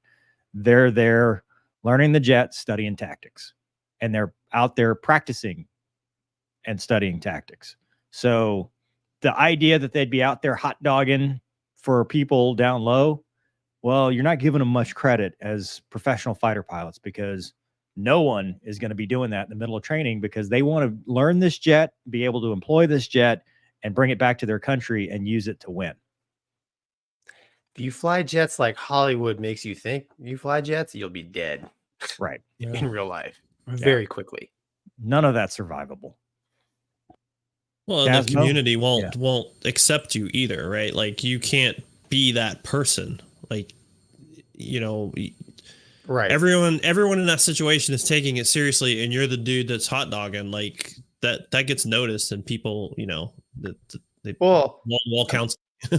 I mean, look at it. Okay. I mean, if Ukraine gets, I don't know, 12, 15, 20 F-16s, I mean, these are sought after assets. One squadron. Right. But you're not going to tolerate a cowboy that's going to risk one of these assets, man. You need, like Mover said, well-trained, disciplined, professional aviators flying these things. Because guess what, man? It took us a year to get these 20s, all this money, time, effort, like literally, like we're hinging the survival of our country largely on this asset to protect us in the air. So there's no tolerance for that. Well, also you talk about 20 in the real world, 20 makes 12. Right. Exactly. Yeah. I mean, 14, maybe if you're lucky, 16. Yeah. You don't fly all 20 jets at once. You don't fly. They're not even all up. They're not right. Code You've got 1 at least jets. one hangar queen. Right. You're cannibalizing parts because, and I'm not saying that they're giving them crappy airplanes. I'm just saying they're not any squadron, brand new F-35s coming off the lot. They're not flying all their jets at one time, because there's going to be any one aircraft. Phase maintenance. There's going to be required inspections. There's going to be stuff that breaks. and you're going to want to fix it because obviously you're not going to go out there lead nose and you're just useless. You're a target. Trust me, in wartime, they're not going to wait on, FedEx or UPS to bring that part tomorrow. They're going to walk out there to the airplane that's like got a flat tire and pull that radar out of that thing and throw it in the other jet. And now we got one good jet. I mean, that's just how it is, Yeah. Yeah. And you need spares, right? So you've got an 8-turn whatever, and you got 2 jets that are spares because inevitably, and I go back to my previous comment about cold weather, harsh environment, stuff's going to break, radars aren't going to turn on. It's just the way airplanes work, and he's going to have to shut down, go to the spare, if he's got a hydraulic leak or whatever, and he's going to have to make that work. So we romanticize this a lot, but it's ugly. It's an ugly process, and they are going to have to be as regimented and disciplined as possible in order to make this work to continue to survive. Yeah. I think there's a lot of romantic thoughts about military aviation just in general. Like you said, there's so much just mess associated with maintenance, training, manning, equipping, and people just don't understand. Like, it is a constant knife fight. You are constantly dealing with one problem after another, and the moment you get this problem fixed, this one raises up. And I don't care what the aircraft is, I don't care how new it is, 5 or 6 of them are broke, and one of them's hard broke. One of them is a known issue. Doesn't matter how many times you change the whatever, that thing just acts weird. Like, it's just the nature of military aircraft. It's the nature of aircraft in general. Mm-hmm. Well, I mean, in my opinion, where Hollywood gets from is like we work super hard, but then we played really hard too, right? So they're like, okay, the work stuff is not good. Let's focus on the shirtless volleyball. Absolutely. Right. Yeah. Let's get looped up, get a ball. Let's go. Well, let's get some magic happen. Yeah. But that's the I guess lack of transparency, because we do make it work, right? So what you see is the finished product, and the B-1 that flew across the world to strike 85 targets or whatever it was, and you don't see how many jets those 4 dudes and girls and whatever had to get to that, and how hard. And this is one thing I want to say. Maintenance works their butts off. Oh, 100%. You do not go anywhere if maintenance is bad. So the pilot piece, that's great. But if you don't have trained maintainers that are on top of things and taking pride in it, you are going to fail. They are important. Yeah. And it's hard to keep them too, because the money and the hours are not that great. And then they go across the street and they get a contract job doing the same thing with work rules, with better pay. It's hard to keep them in boots, a lot of times. Not in Ukraine. I mean, they're all at war. So. Well, yeah, not in Ukraine. They're not going to. Well, I guess they could go to Russia, but kind of traitorous. I wouldn't advise it. Yeah. It's frowned upon. They like to shoot people that do that. Yeah, but I just mean in general. Right. For, I got for aviation. Yeah. Making a joke there. Jim Norton's alcoholism. Gonky tried to bomb his in-laws' houses allegedly. I love man. I didn't start that, Douglas. The Romanian Doug Masters. He really does read everything on the teleprompter. Yeah. Casmo, have you ever taken a tank home to see your folks? Afraid not. Dude, my dad did. What? I drove a tank when I was like 4 years old. Oh, that's awesome. Because he was the maintenance officer, he was a warrant officer, right? So, they're already kind of witchcraft, but there was a static display, I guess, for some city function, and they brought it wasn't what was the tank back in the 80s? The M60? M60, yeah. Was it the M60? Yeah. And they brought that in there, and so they when they're loading it up onto the trailer from this, they put me in. They're like, I'm sitting on their lap, driving the tank, and I drove the tank, and nobody in my class believed me. Like in kindergarten or whatever, nobody, like, I drove a tank, no, you didn't. Like, I did. Sure you did. Sure you did. I did. I drove a tank. I did. I really did drive a tank. Did do it. Ghetto Streamlab says one of my grad school professors at Auburn is a retired F-15 pilot and Air Force Academy guy. I never really hear y'all talk about the F-15. Thoughts on the jet? Zamboni. I think it's an awesome jet. I'd fly it. I think it's great looking, like tons of performance. I would have loved to have flown it, but I'm not sure I would have meshed well with the community. Yeah, it's kind of. I mean, I don't know true or mag, and that wouldn't be acceptable Gonky would in not the Eagle community. make it out. You're of a the no-go group. here, buddy. Yeah. Yeah. It's a ready room down, bro. No stepper. Casmo, you look like you got something on your mind. No, I was just trying. Like, I wanted to see what is the community. You said what's different. Oh, So community? air Go ahead, to, Mover. so it's the whole not a pound for air to ground. Usually, the more air to air centric a squadron is, the more anal retentive they tend to be, and the more they tend to eat their own, and the more they tend to focus on the minutia, because they don't really have a big picture. Because in the last 30 years, we haven't done a whole lot of air superiority stuff. So I just called them the Zamboni drivers, because that's the running joke. Even in a war like Desert Storm or the first OIF, their job was to clear the air picture like a Zamboni so that the real show could happen. Let the players get on the ice, because at the end, eventually they're not even doing that anymore. It's all the A10s, F-16s, B1s, whatever. So where they earn their money is in World War III, which thankfully we have not to date had. But if we did have a shooting war, they're the first people I would want, because they are the experts on air to air.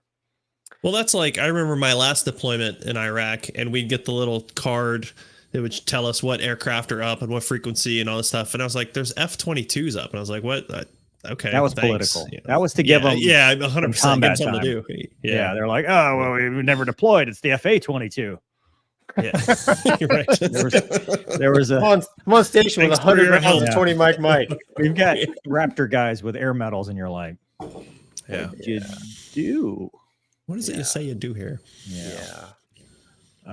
Anyway, John says Casmo is only asking because he needs to know how to act when he flies the Eagle on DCS. That's not the Eagle. That's the Strike Eagle. That's a mud Strike hen. Eagle, totally different. Yeah. Those dudes are just weird.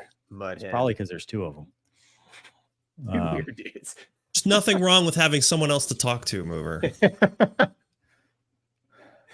I'm not. I love it. I love you guys, and you're like, it can only be me. I promise not to. Gonky, take it away. Okay. Doug's got it up. Doug, I'd say there's not much to read here. I brought this up because we kind of talked about this, right? So the Houthis are it's like every day they're just throwing these cheap drones at basically, ships, planes, whatever. And, here's a case where they took one down. The USS Gravely ended up shooting with a phalanx, which is cool, except for when you think about just the layers of defense that little drone had to trundle through to get to the phalanx. So, kind of like in, I mean, the phalanx is the last line of defense, basically, before the drone hits the side of the ship and blows a hole in it. So I've mentioned it before. Me and Mover have talked about it. It's this little cat and mouse game. It's all fun and games, we had 3 service members get killed, unfortunately. And now we're, hey, holy cow, the phalanx had to be used to take out this drone. So it's kind of like, I just have this sense it's a matter of time before one of these things gets through every layer and causes some real damage. Now, I think, right, Doug, at the end of this article, it talked a little bit about, well, maybe they use the phalanx because they're tired of spending $1 million missiles to take down like $1,000 drone, which I understand that, but I don't think that's the case. I mean, if we're going to play the dollar game, okay, you're going to risk a gazillion, I don't know how much a destroyer costs, $200 million ship on a $5,000 Houthi drone because you're worried about $1 million missile, right? Even the finances of it doesn't make any sense. But I just it troubles me, the whole continued escalation of this, and the fact that in wartime, even though we have the best weapons, like, things happen, and I'm pretty confident in this case, things happened where they're like, dude, the phalanx is going to have to save us, or it's general quarters, because there's a hole in the side of the ship. So what do you got? What's the payload on it? Do you know what kind of payload the drone itself had? I mean, we're talking Probably Dude, not much. I mean, thankfully we didn't find out, right? Yeah. I mean, Is it? I mean, are we talking miles of an engagement when you start getting into that? dude, it's the same 20 mic essentially on the F-16. So I mean, inside it like a mile, like you know, I mean, Yeah, it's that's 20 awful. mic. Yeah, it's last minute type stuff. Yeah. Yeah, that would engage in Balad. I mean, you probably did. Casmo, you went there where it was shooting down mortars and stuff. That thing is amazing to watch when they would. Yeah. And It's how like close are these R2D2. mortars? Oh, they were hitting a base. They hit I us. mean, it's good. The phalanx is good, no doubt Yeah. about it. But nobody bats perfect. Right. So yeah, No, that's what's. Go ahead. Go ahead. No, you go ahead. No, I was gonna say, like, in general, 100%, and at least with ships, not to take away the risk, but at least with ships, it's like, okay, there's a drone and we see it, that's not ours. You know, you had the one with like the guard tower or something there in Jordan. I think it was like I can't remember that they had like a name for like Tower 3 or something where those 22. soldiers were killed. There you go. You know, I saw this at the Joint Readiness Training Center where we started to use a lot of drones and there'd be little stuff. Like, dudes don't know. Like, think about the average Joe. He's 18, 19 years old. He's just graduated high school. He's joined the Army, and you've got him on security, and he sees some little drone.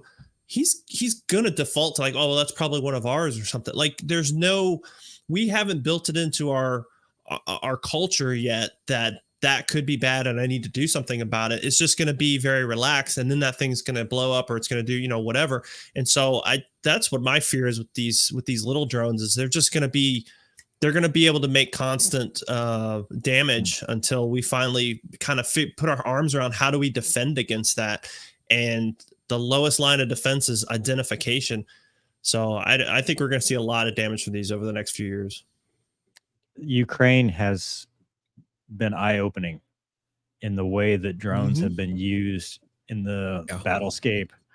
I mean, you see it because all they have to do, right? Little spec ops team, put it in your backpack. They sneak in, launch it up. There's no layered defense when you've got stuff like that. That's what's scary about it. Right.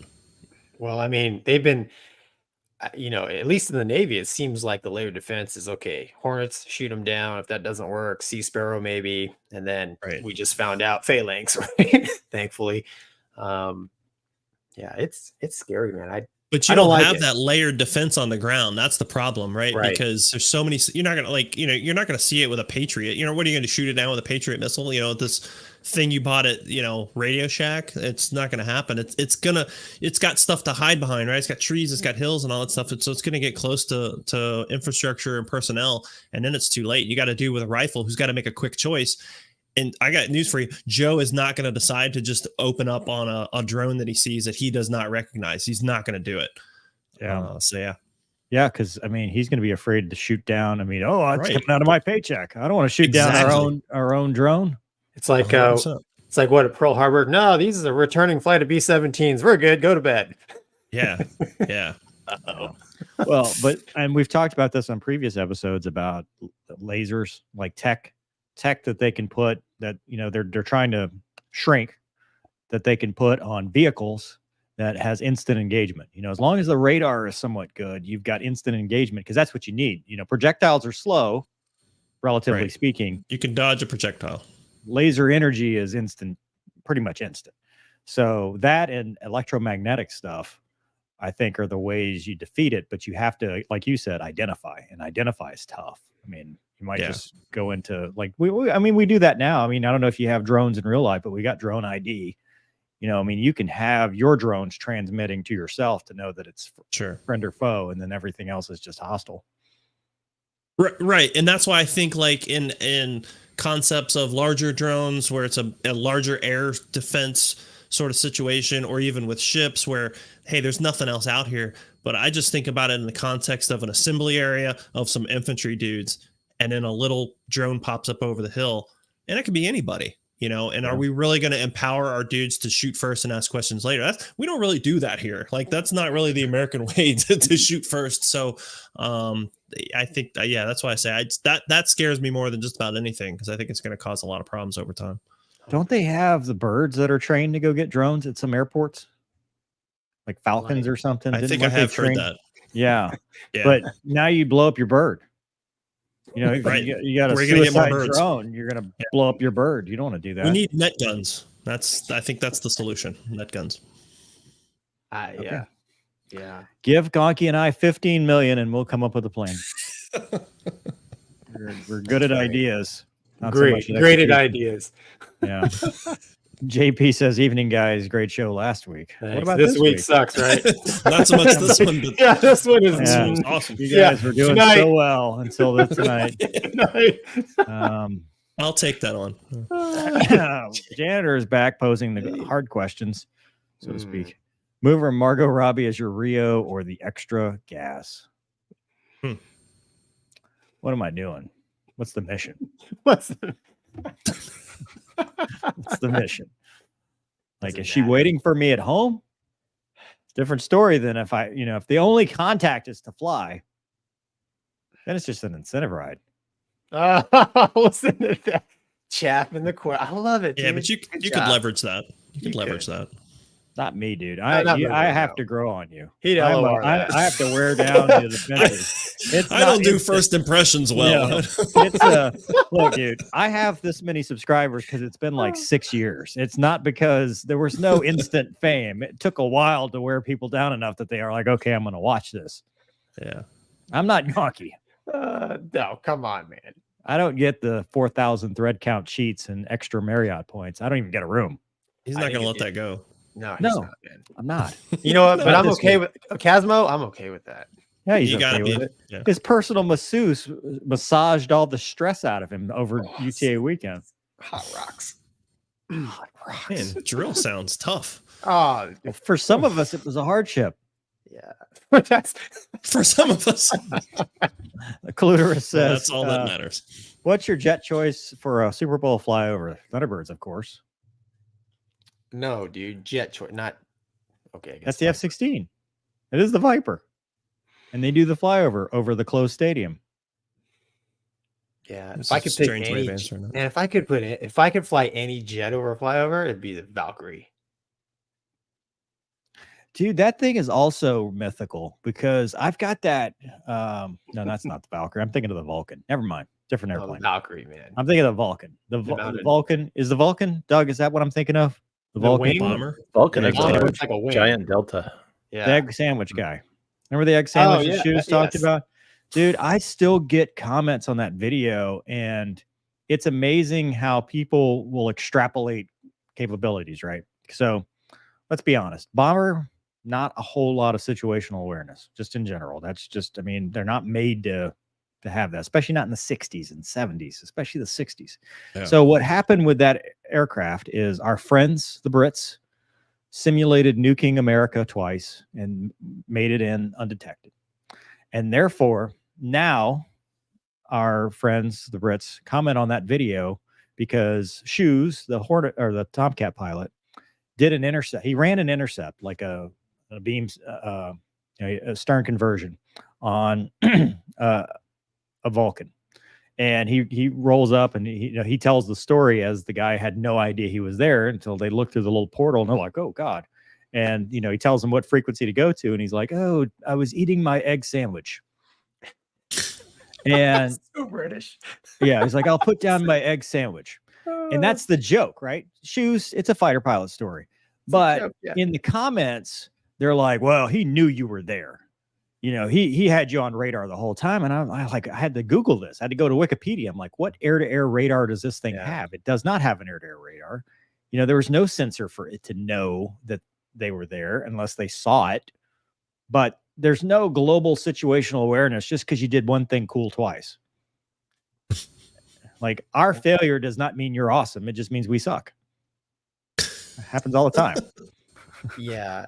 And I think when Shoes intercepted that thing, I mean, clearly that bomber even then was vintage, right?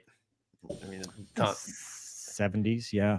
right. But Late Shoes, 70s. I mean, we're Yeah. yeah. So I mean, you're talking, but back then there were significant leaps. I'm not Yeah, saying there it had are already more, but the bombing of the Americas had yeah, already so happened long ago. long ago. And so now, you're up against a different adversary, and it's all training. I mean, the outcome's going to be different. We're So friends. yeah, but the whole right. So the Brits were the red air, right? No, it was just he was trundling over the where the carrier was, and they No, launched him I meant when they successfully nuked America. I don't know what the backstory was, why they were doing that, but they successfully nuked America twice. Training, man. Yeah. You don't think they really wanted to nuke us? Hope not. For dumping their tea in the They harbor? still mad about the tea? Probably. Yeah. Yeah. The tea. We'll pay you Thanks back. for the Jeez. nukes, boys. Yeah. Thanks Come for over to saving Boston. us. Yeah. We're not speaking German. Here's your nuke. Oh, boy. For legal reasons, this is a joke. We love our British counterparts. Yeah.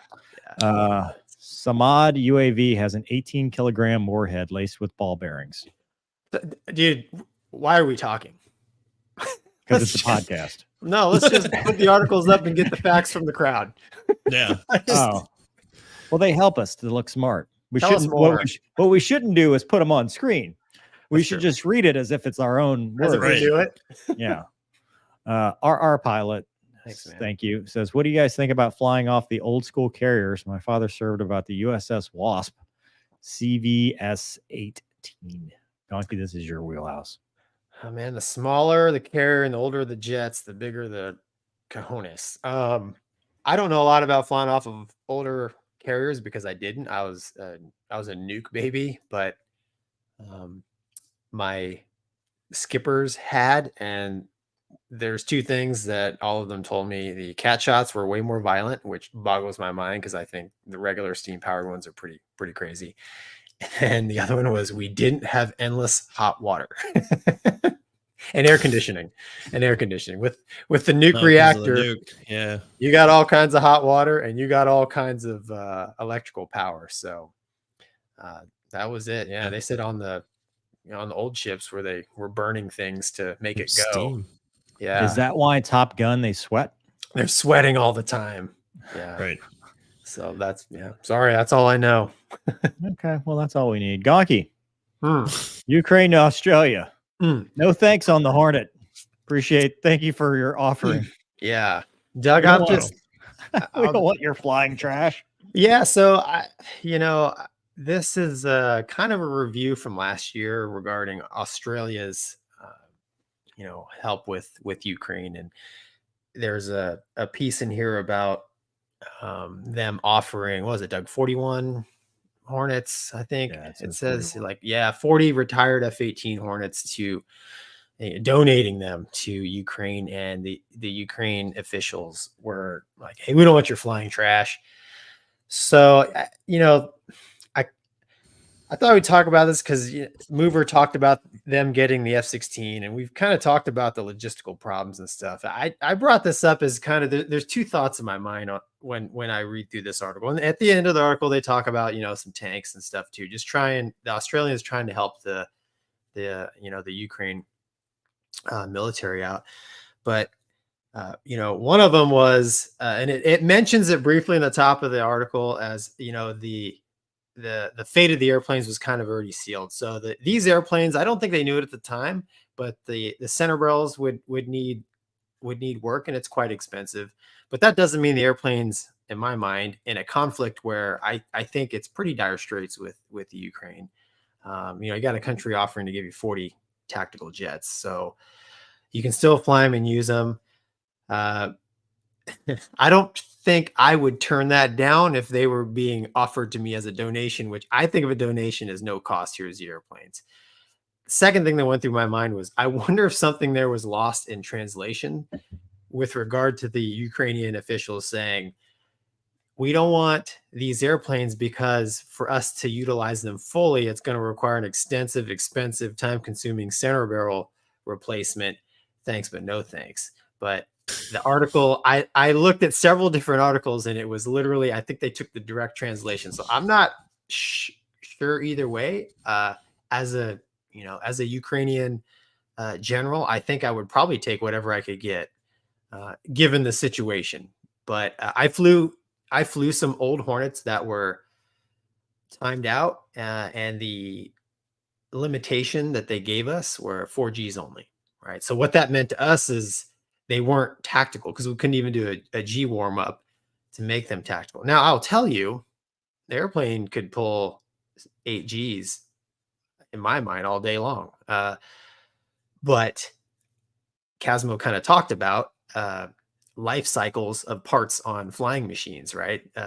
Airplanes are designed, helicopters are designed to last a certain amount of time. So the fear was, we've already exceeded that time. We didn't want to run the risk of airplanes breaking. So my thought is, wartime, dude, fly until the wings break off. Eject, land in your own country. We'll get you another. We're getting 41 of them for free. But I don't know. What do you guys think? So it's funny because I know these things because of my desire to keep flying fighters in any way possible. So I thought you were going to say deep intel, but continue. No, there's no deep intel. It's just desperation from mover. Much like the Rio conundrum. So the Viper thing, right? I knew about that because I applied. I wanted to go fly it, and I knew about the Australian Hornets because at one point, like during the heyday, during the glory days of we're going to get, there was that multi-billion-dollar contract for Red Air, and at that point, all these contractors were coming in and saying, we're importing all these jets that are timing out, and we're going to have all this threat replication and stuff like that. And the Hornets were part of it, and they were Australian Hornets. It was in the news. I've talked about it on the channel, and the issue was exactly what you just said. The center barrel. They were looking at it and they're like, dude, it was significant amount of hours and significant amount of money to get it flying. And I think when what you're talking about it being lost in translation is in a combat environment, if you're saying I've only got a 4G aircraft that can't carry heavy weapons and jank and do all that stuff, it is junk because it's not useful to me. Not in this theater. I'd rather something else. Now, whether that's what he said or if he said something else and, they're like, oh, the general said it's junk. Now, to the other piece to the Ukraine thing is there's a lot of top level issues with where does the money go? And so when you get these issues, I think it becomes more of are we doing this because we want to show support, or are we doing this? It's like the whole, you give somebody food versus money, right? If they're really needing something, it's food versus money. What's going to sustain them? Well, if you give them money, what are they going to do with it? Versus if you give them actually what they're asking or what they need, the food thing. And so it's useless without training and weapons, right? I mean, you can give them 40 F-18s, and if they just have 20 Mike, no maintenance and no pilots that are trained, what good? They're wooden targets on a ramp. Yeah. I mean, I don't know. Like you said, man, I would like, it's kind of like, if you like watch an Indian movie with the English translation at the bottom. That's why I was like, man, I wonder if something here was lost in translation. Cause like you're watching it and you're like, that doesn't make any sense. Right. So, but I don't know. Well, I would guess maybe it's the hidden cost. Cause it's like, yeah, thanks for the jets, but I don't have any way to sustain them. And so the long-term view of like, I would love to just be able to go fly these, but the reality is it's more than that, like we've talked about before. So I can't just take these and use them. There's more that I've got to now come out of pocket, and I've only got limited resources. So I'd rather spend it on this thing that's more of a sure bet, or is going to be more of an asset to me than these broke ass Hornets. Yeah. I mean, even with, needing center barrel replace, I mean, it's like, hey, can I fly these things all out for a year? The answer is probably yes, right? But I understand. If that's the only thing wrong. What is that, by the way? Back under the jet. remember the Brokeback Eagle when the eagle just broke in half and the guy just jumped out? That's basically that. About 2008. You pull too many G's and the thing just breaks in half. Yeah. Oh well. Okay. Not good. Yeah. It's your. You should fix that. Yeah. Well, they don't have the money. Yeah. There it is. 40 jets times, a couple or 10 million per jet. Sure.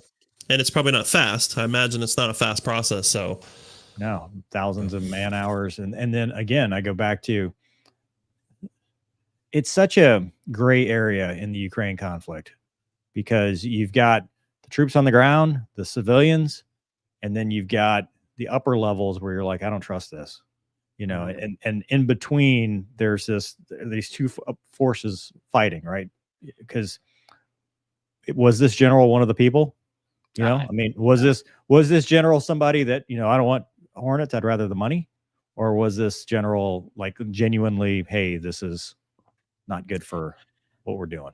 I mean, the wild thing is like Australia basically offered all of their former tactical Air Force to them. Like, here's our entire fast jet Air Force, because we're replacing them with Super Hornets and F-35. I mean, and maybe it was just a publicity move on Australia's part, knowing what the answer would be. Well, we're helping. We're helping. Here, take our... Well, if the whole Red Air thing got turned off and a lot of these other countries said, no, we don't want them, I mean, helping Ukraine is important, but at least help them with something they can use. If everybody else is saying no, I'll take them. I don't need a center barrel. I'll risk it. Dude, I will. I'll take all 41 of them. Yeah. Yeah. Well, if you got 40, you break one or two, you're fine.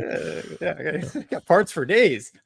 Raymond and Sweetheart says, Gonky and Mover, remember there's still F-14s that can fly. How mission operational are they? Who knows? I have to go to Tom Iran. Cruise knows. Tom Cruise. Thomas Cruise. Have to watch that sequence again to start it. Yeah. Yeah, against 5th gen, not a chance. Syria and I lives tech. If the war was somehow still going when you retire, would you go fly? Nope.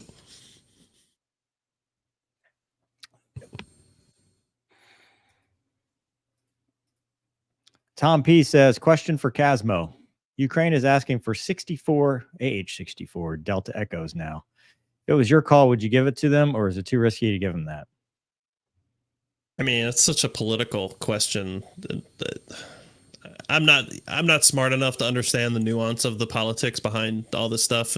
Because at the end of the day, it's not a issue of the maintenance of the tactics and all that stuff. It's what's the long-term benefits of doing that. And the U.S. has permanent interests, not permanent allies. So are we going to hand over all this high-speed equipment to somebody? We better be sure that it's going to stay pointing the other direction and not towards us. And I don't know. Like the Tomcats. Yeah. I mean, dude, Ukraine's going to ask for everything. They want an American, and like Raptors, F-35, give us everything. But what is sustainable? Exactly. Like, what's the point? It's like giving, a child something. It's just, if you can't use it, what's the point of giving it to you? If you can't sustain it, what's the point of wasting it to give it to you? So, or it ended up in being exploited. Right. Exactly. I mean, that's a very real possibility. B Dwiz says Chinese spy balloon flyover for the Super Bowl. And then Toilet Brush says deep intel with Gonky and Ward. There you go. The deeper the intel. I don't know. It'd probably be a good team, right? Pilot Rio. I mean, seamless. No mistakes. All right, moving on to our next topic. Navy pilots talk about Houthi missions. Douglas, I don't know why it's not. Yeah, my button's broken again. Thank you. So there's an article, NBC News, on the Eisenhower, which, are you guys following the skipper of the Eisenhower on Twitter? I know you're not, Gonky, but Casmo, have you been watching, I think it's Chowda Hill or something is his username? Dude, that guy seems like a great skipper. It just seems like he's skipper of the boat. And he just seems like a really cool guy to work for because he takes care of his people and all that. But I guess they went on and interviewed some of the pilots and named them for some reason. And that's more what we're talking about here. They said for U.S. carrier pilots, it's a vexing mission hunting down Houthi missiles and drones, which goes to your point, Gonky. This lieutenant commander says, we did not train to come to the South Red Sea and do what we are currently doing. He's a Super Hornet pilot. When we first came out here, we had a lot of unknowns.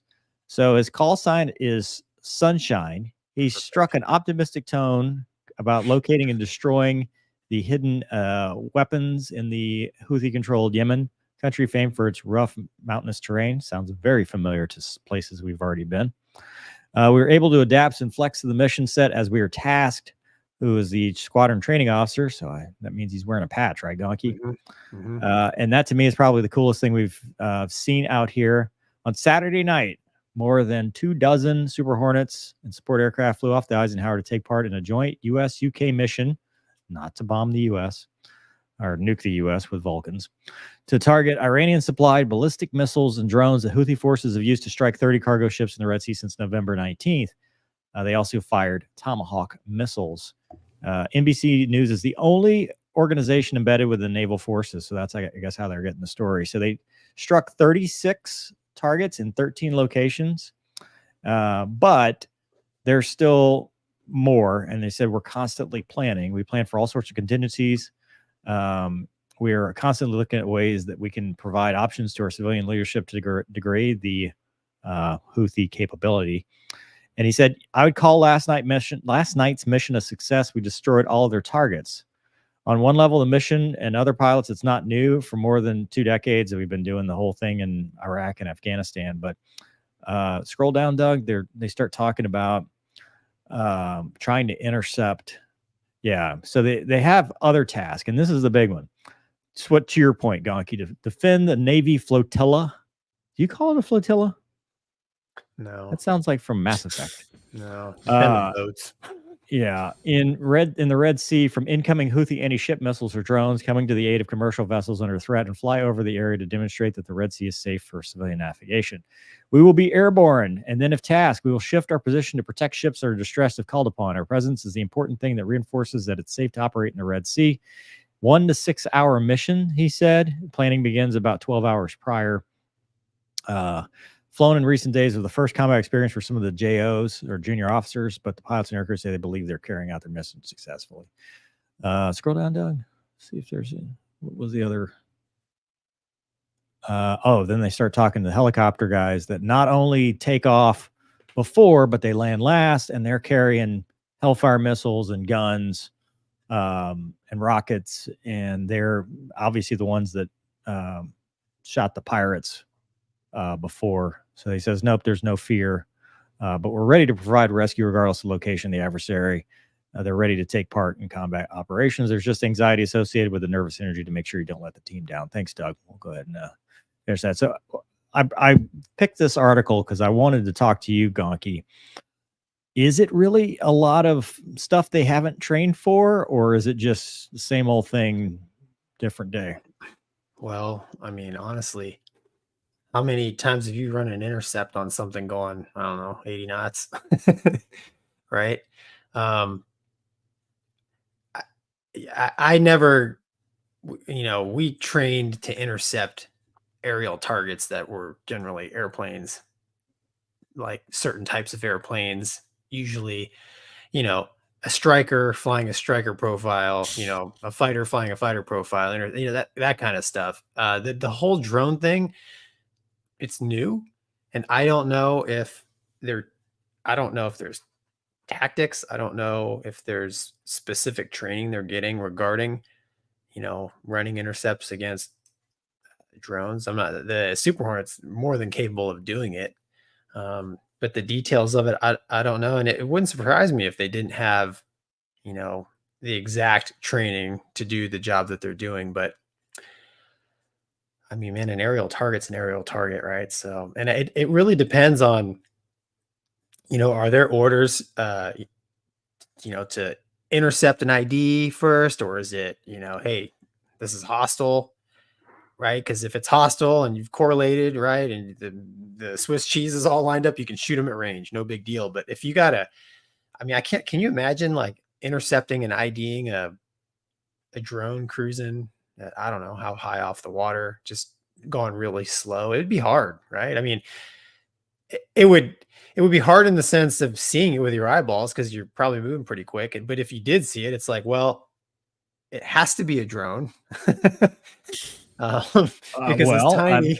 I mean, Right. we just had hearings about stuff we couldn't identify in front of Congress about stuff that's over the water and you don't know what Yeah. it is. They're I called mean, dude, UAPs. the short answer to your question is I've never received any training specifically doing what the guys are doing now out at sea. And I would be surprised if even they did. I think they are adapting and overcoming. I mean, Casmo, to your point previously about the drills, about the Joint Readiness Center and stuff. I mean, that's stuff that's been integrated. And I mean, I think you have to, across the board, integrate it into all areas of operation.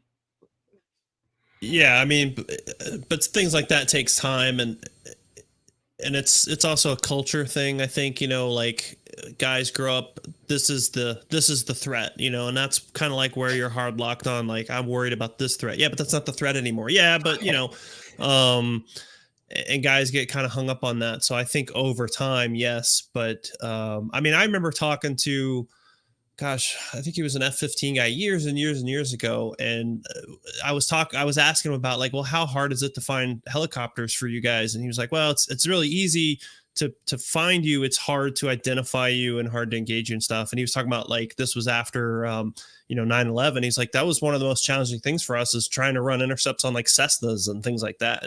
And there was that Cessna a couple years ago that went through the presidential airspace up in New York, and the F-16, you can get the audio, and he's having a hard time finding this stuff. So I feel like the tactics, if you guys could do it easily, you'd already have done it. Like, if you can intercept a Cessna, you can intercept a drone. Well, I think Casmo, the probably the biggest help they have is probably a targeting pod.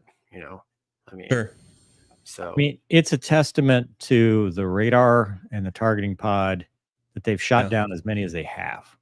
Because you on the news, dude. I mean, I'm a mech scan guy, right? Mechanically scanned radar, dude. We'd be screwed with the old radar. Oh yeah, because this is just. I mean, luckily the technology, the drone technology is kind of dumbing down a little bit because they don't need it. You know, because they can wire some sticks together with some fans, and it's just put a bomb on it.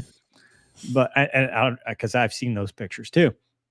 But luckily the radar and the sensor technology has accelerated, and the Block 3 Super Hornets and all this stuff. I mean, those things have incredible sensor suites that allow them, and a helmet, Jahimix, to be able to look out, and it's sitting on the thing to VID it, versus 20 years ago we didn't have any of that stuff. And the rate, cruise missiles and stuff were like, God, dude, that's an Eagle thing, Dude, I mean, these drones are even, I mean, they're way smaller and slower than a cruise missile, I mean, and we trained against cruise missiles, right? So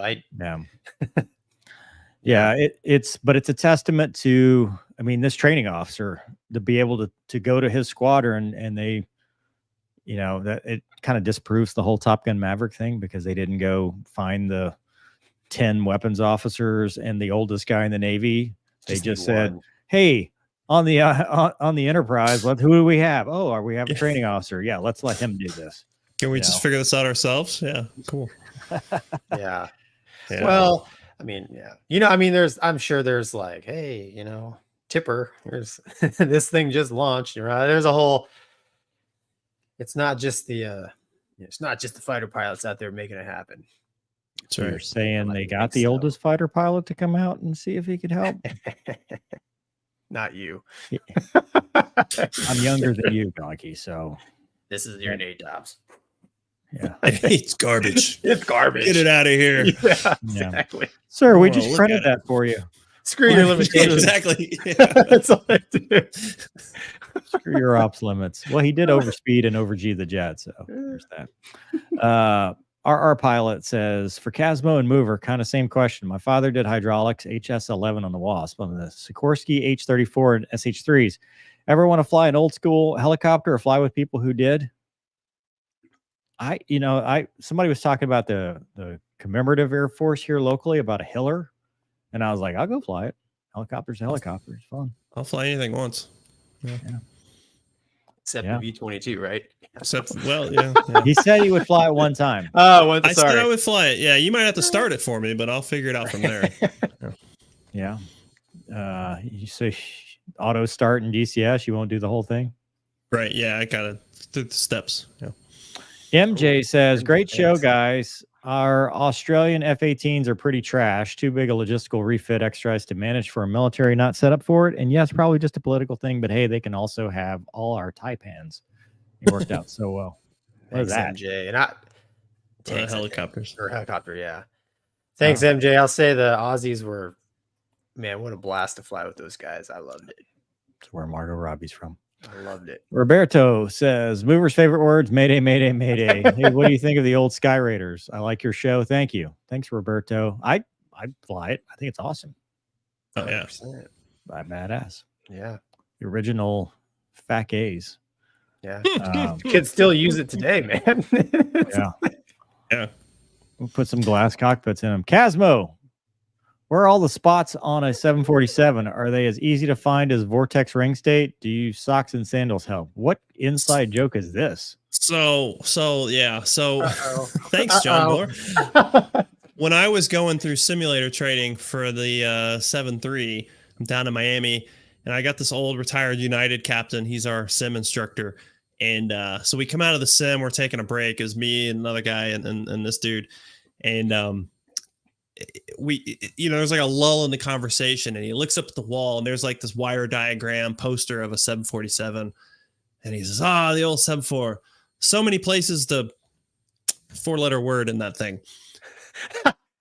And I was what? And he proceeds to tell me stories after stories of long international flights and things that happen. And I just said, the golden age of aviation. He's like, brother, you have no idea. So Is he the one that told you there's oxygen in all the bathrooms? no. I'm pretty sure that the one that I've been flying a lot has one, because I've been flying this back and forth from North Carolina to California, and I'm 99% sure there's oxygen in that bathroom. I know I saw somebody comment that the FAA took it out. I'm telling you, I'm pretty sure in my aircraft there's still one. All right. Man, I was born too late. Speaking of the Sky Bus, Gonky. This is not me. I know what everyone's wondering. This is Not- Gonky. Not Gonky. Confirmed. Oh yeah, I Gonky. saw this. Whee! You got to turn the there we go. Wow. Man, good correction. Is he Tokyo drifting? Dude, that thing is, look at Majestic. that paint job. Well done. Can't even see. And who now it he is. just keeps taxiing? Like nothing happened. It's like, I'm What?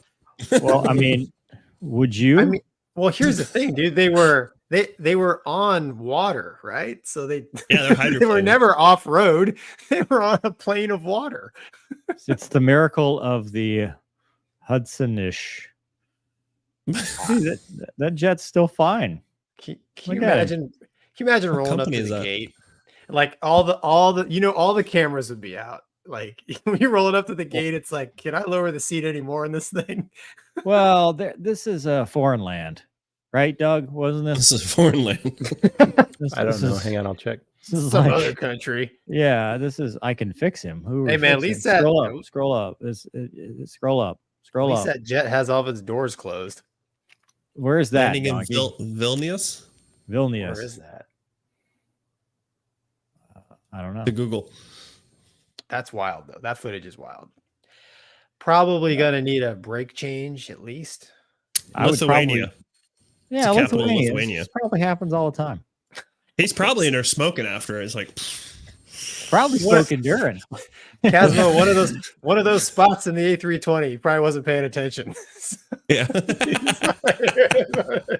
It's like, oh, we're landing. Quick. Woo! Yeah. No. I mean, Yeah. so that's a good representation of fly all the way through the crash. Yeah. Thank God no one was Never- hurt. Never Like- give up. Right. I mean, obviously, we make fun of it, but that's because the dude kept taxiing. That's the taxi of Right. shame. Or Is it? let's go I don't half know. full. Let's go glass half full. Well, It's awesome. Oh yeah. Yeah. I mean, dude, you don't want to run the airplane off the runway and then FOD it by just stopping on the runway. right. Right. There's more traffic coming anyway. Right, You got to get out of the way. You got to clear the runway. Maybe the next guy will do it. No one will notice. Yeah. I mean, in Maybe his will be 1980 worse and then Right. it'll look good. Well, 20 years ago, this is a non-event in Lithuania. Right. Oh, There's no send cameras. all of our Lithuanian fans. There's no all cameras. send all There's no of your. cameras. So all your it just comments. never happened.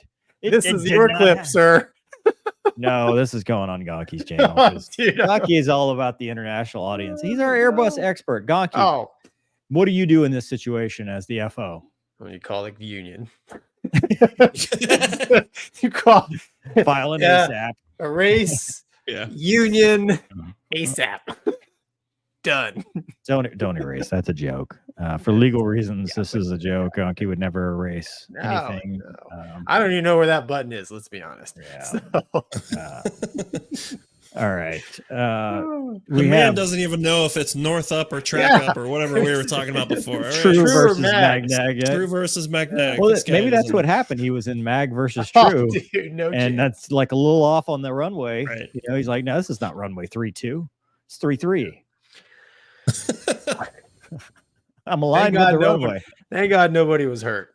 Of course. I hope. Indeed. Yeah, we should have done that one first because we're slap happy at this point. Casmo. Yes. This is a sad one, actually. But there was a loss of life. There was an AirMed crash in western Oklahoma recently, and unfortunately, all perished. And the preliminary report said that they found part of a dead goose was found in part of the flight control system. The medical helicopter crash. They were flying, I think, at night at about 600 feet. Yeah. What's the story? So I guess if that happened, there was no ability to do an auto rotation. Yeah, I mean, obviously, not really sure where this goose ended up or if that's even really the cause. But it just made me think about when I was in flight school, 2 classes ahead of us. These guys, they were probably 10 hours into flight training. So, I mean, they could barely hover at this point. And they were doing a cross country, and I don't remember what kind of bird, but a rather large bird went right through the windshield, hit the instructor pilot in the face, broke his jaw, knocked him out. So now you got student pilot that can barely hover. You got student pilot in the back. The IP slumped over the controls. Now the aircraft is plummeting out of the sky from 1,000 feet. Student in the back reaches over, grabs them, pulls them off the controls, and they manage to land somewhere. But that popped up. Somebody sent me that today. So I just wanted to share it with you guys, just as a thing that I think in the airlines and probably in the fighter community, once you get up to altitude, it's not something you're thinking about, but certainly down low, it's a very real consideration. I know I've hit several birds as a helicopter guy, had a few, try to get close while you're taking off, in the airlines, but some of those birds, man, they're big, like I remember doing an ILS in a Cessna, and the other guy I was flying with was flying. I was the safety pilot, and I see these big Canadian geese coming right. And, it's one of those where I could figure out if we were on glide slope, we're going to be fine. But if he ballooned up at all, we were going to hit these birds. And I didn't say anything to him because I was afraid that if I said, hey, there's birds, he's going to do something. So I'm just like, yeah, you're good. Keep going. But a very real concern, and quite possibly in this case has caused this loss of life. So it's pretty terrible. What's really scary is night 500-600 feet. Dude, I think they had no idea. Right. I mean, you just know 1 minute you're flying, the next, because no time for an auto rotation. If you could even do an auto rotation, if it hit, because they said, I think the transmission was separated. They found it and like it had actually separated. So, I mean, you can't auto rotate with something like that, right? No, it's catastrophic at that point. And like I said, at night, even if they're probably flying under goggles, but still, you're not gonna see that. Yeah. So 1 minute you're going, and the next minute, that's it. Next week, I think we're gonna have Daniel Flores, who's the Apache pilot, another Apache pilot. So 2 weeks of Apache pilots, man. It's the month. Man, what's happening to your show? I know, but he it's not going so hot, Casmo. It's not going great. Yeah, well, he sent me this as well, and he's an EMS pilot now, so he's flying EMS, and so he's obviously very involved.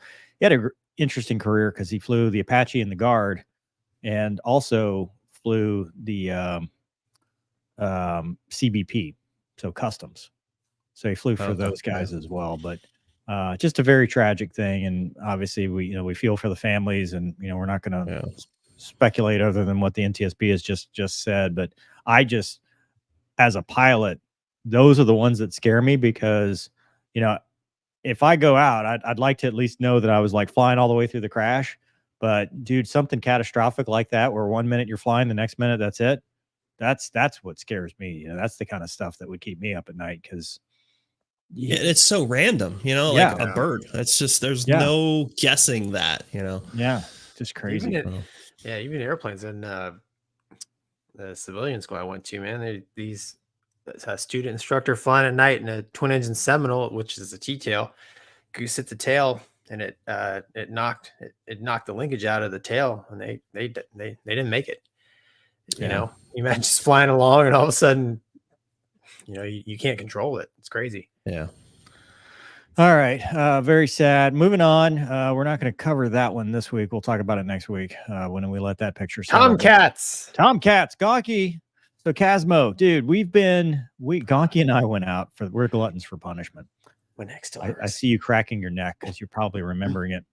We went out a couple weeks ago, about a month ago now, and we did a marathon of DCS because Gonky obviously likes his marriage and will never have a system of his own because his wife would abandon him, he says. Anyway, so he has to go to this place called Wings in Pensacola, which is really awesome. It's amazing. Yeah. They don't charge him anything. They don't charge anybody. It's just the thing they have next to their shop. And Butch and Mike, two awesome dudes.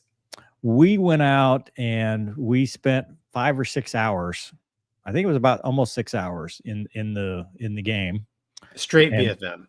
And we did BFM, Hornet V, all the things. So Gonky was in the Hornet, and every week we kind of primer it.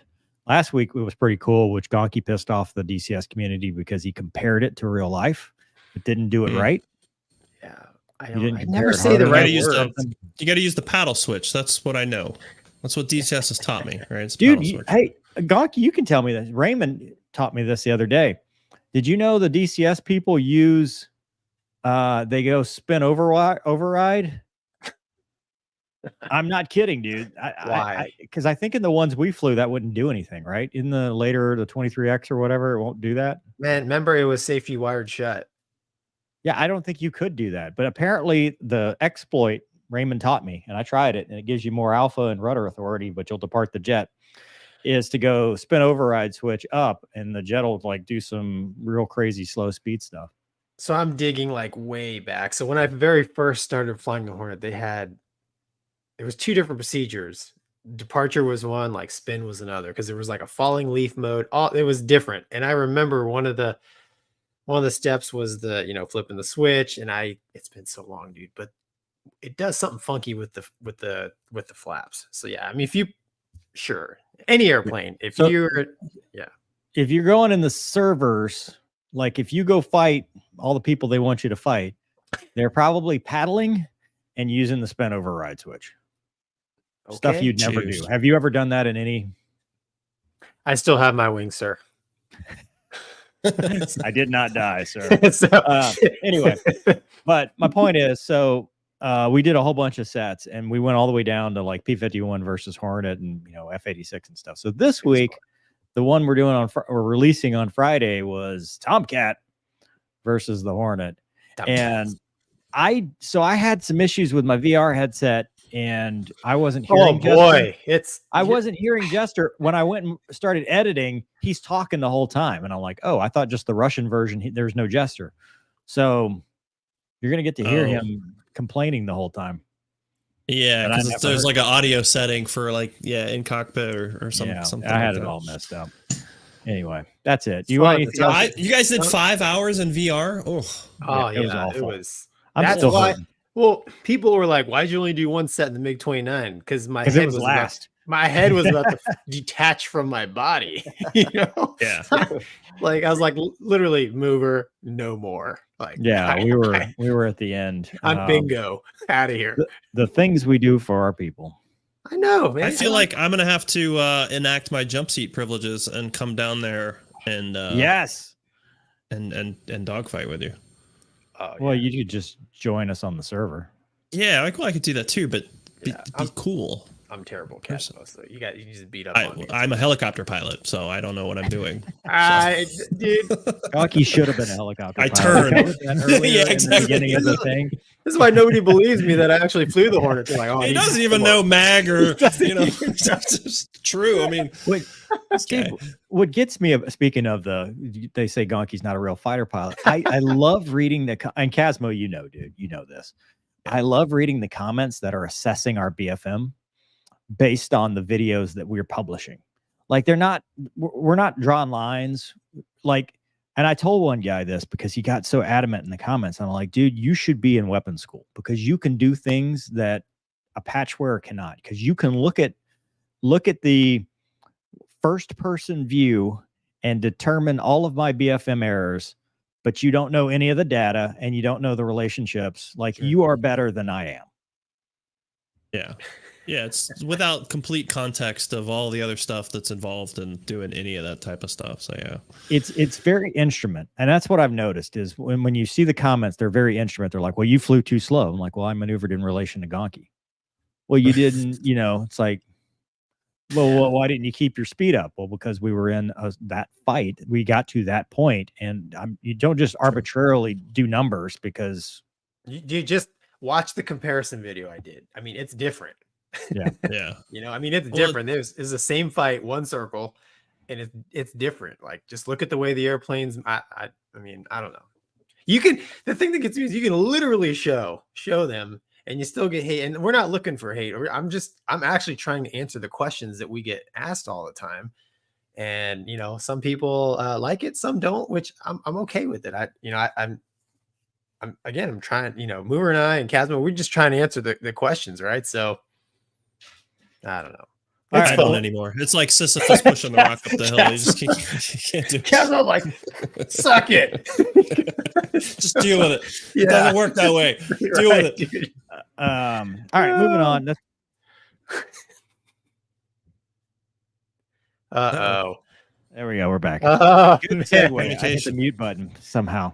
I'm looking at my phone because I took a picture of this at Drill Weekend. Don't mess this up, Mover. For those that are watching, I unapologetically have stolen this from an actual director of psychological health. So it's legit. We made the decision at the same time. Gonky directed me to take this photo. I was like, use this. Well, because we have the mental health minute. They have the DPH minute. So I'm like, well, that's obviously, and plus it's government. They can't copyright it. But the mental health minute for this week is effective communication, which I thought was amazing. And it says successful communication helps employee morale, retention, engagement, productivity, and workplace satisfaction. There's some tips. And do you know the 7-38-55 rule? So communication is like 7% what you say, 38% how you say it, and then the rest is 55% is the nonverbal cues, body language, stuff like that, which I didn't know. It's very specific. But then when I saw this on the slide where she says, be clear and concise, that's what made me think this would be a great topic for us, because we like to talk about how we relate mental health to the flying world, right? Because that's where pilots, that's all we know. And one of the things we talk about, and sometimes it's even a mission objective, is clear, concise, correct, 3-1 comp, 3-1 being the big book of how we use brevity words and stuff like that. And when you're flying, that's important, right? You don't have a lot of time. You don't have a lot of brain space. And so clear, concise, correct, meaning we're directive and then descriptive, right? You tell somebody brake left, and then you say what's going on, get the jets moving, brake left, flare, bandit, you're 6 o'clock, 2 miles. And that is how you direct a formation, Gonky, jink, your directive, brake right, all that stuff. You tell them what to do to get them moving the way you want to, and then you get descriptive after that. And the way that applies to life is a lot of our interpersonal conflicts are because we're not clear, concise, correct. We like to use, there's so much nuance and there's so much body language and stuff like that. And a lot gets lost in translation, especially in written word, text message, emails, tones, all that stuff, when a simple phone call can sometimes work. So with regard to making sure your life is, that your mental health stays good, sometimes it's important that we take a step back and are clear with what we're saying, especially when we're helping somebody that may be going through a crisis, or when we ourselves are going through a crisis. Because when things are bad, sometimes we say the wrong thing because we're kind of beating around the bush.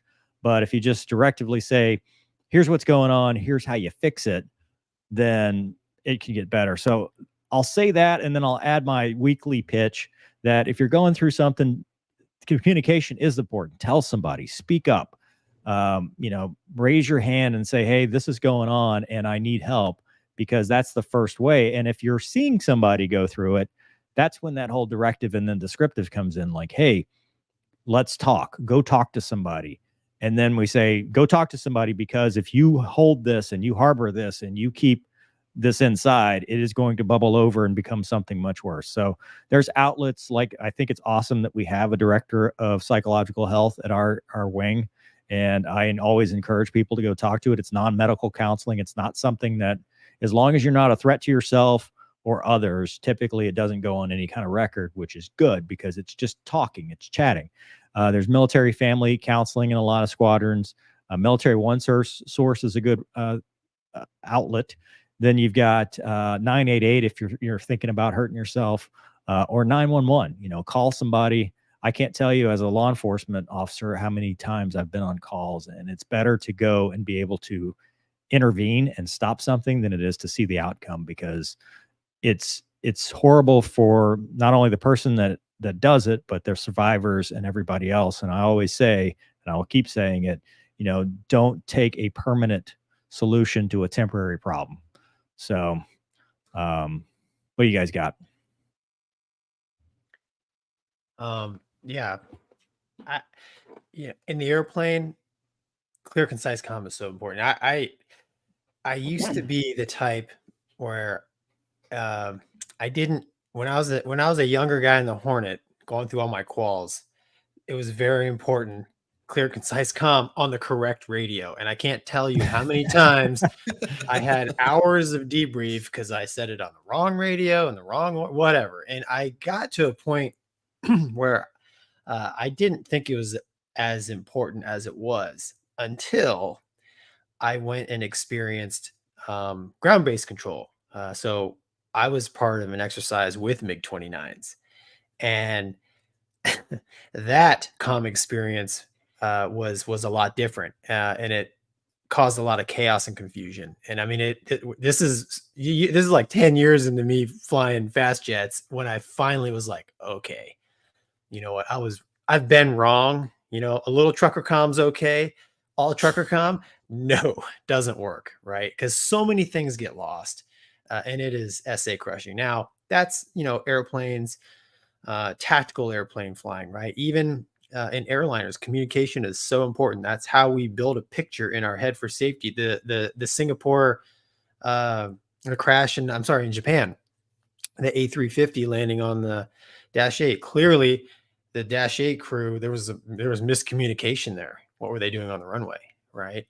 So it's important in civilian aviation, and in your personal life. I can't tell you, almost every fight that I have with my wife is miscommunication.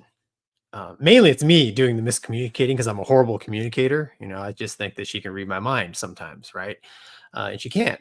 At work, when I was new in my first fleet squadron, my skipper, and this is like almost 20 years ago, and he's still in. He's an admiral. He's a smart dude.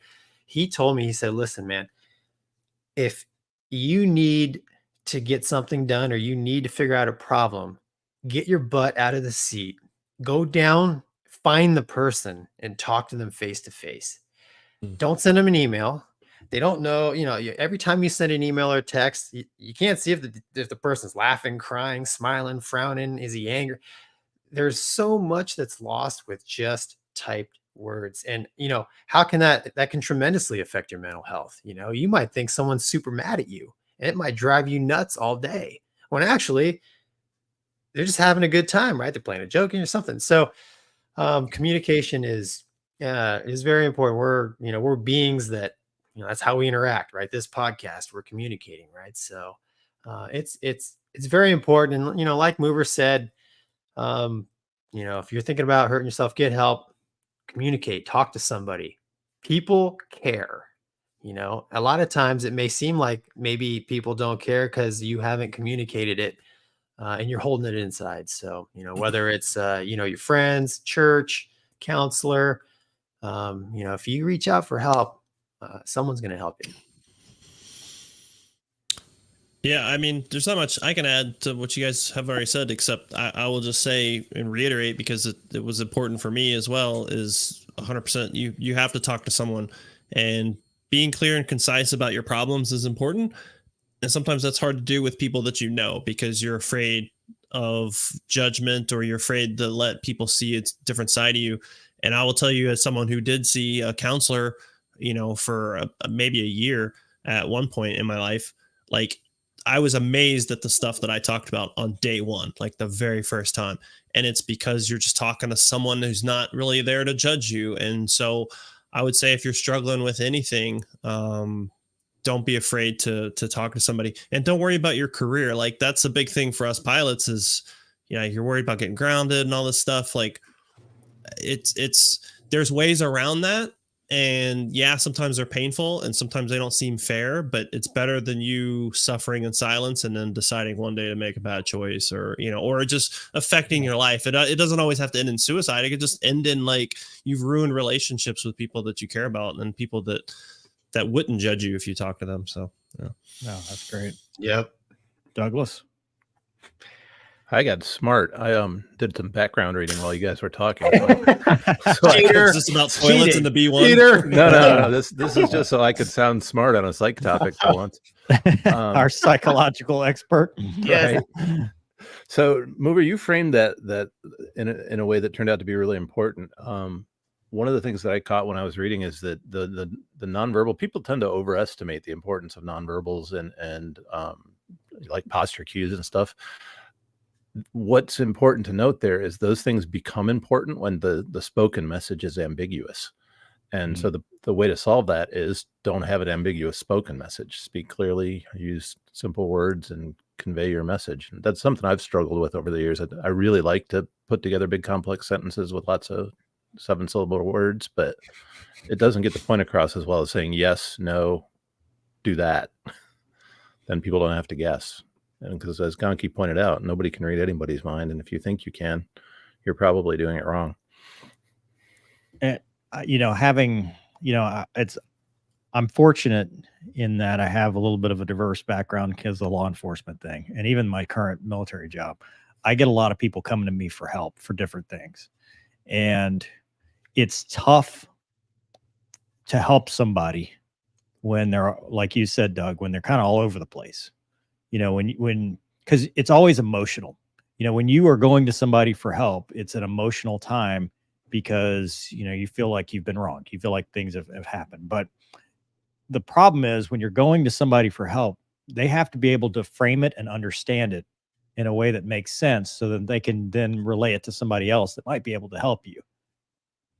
A good example is, law enforcement. When you report a crime, and I can't tell you how many times I've been to a call and you get the backstory from 20 years ago.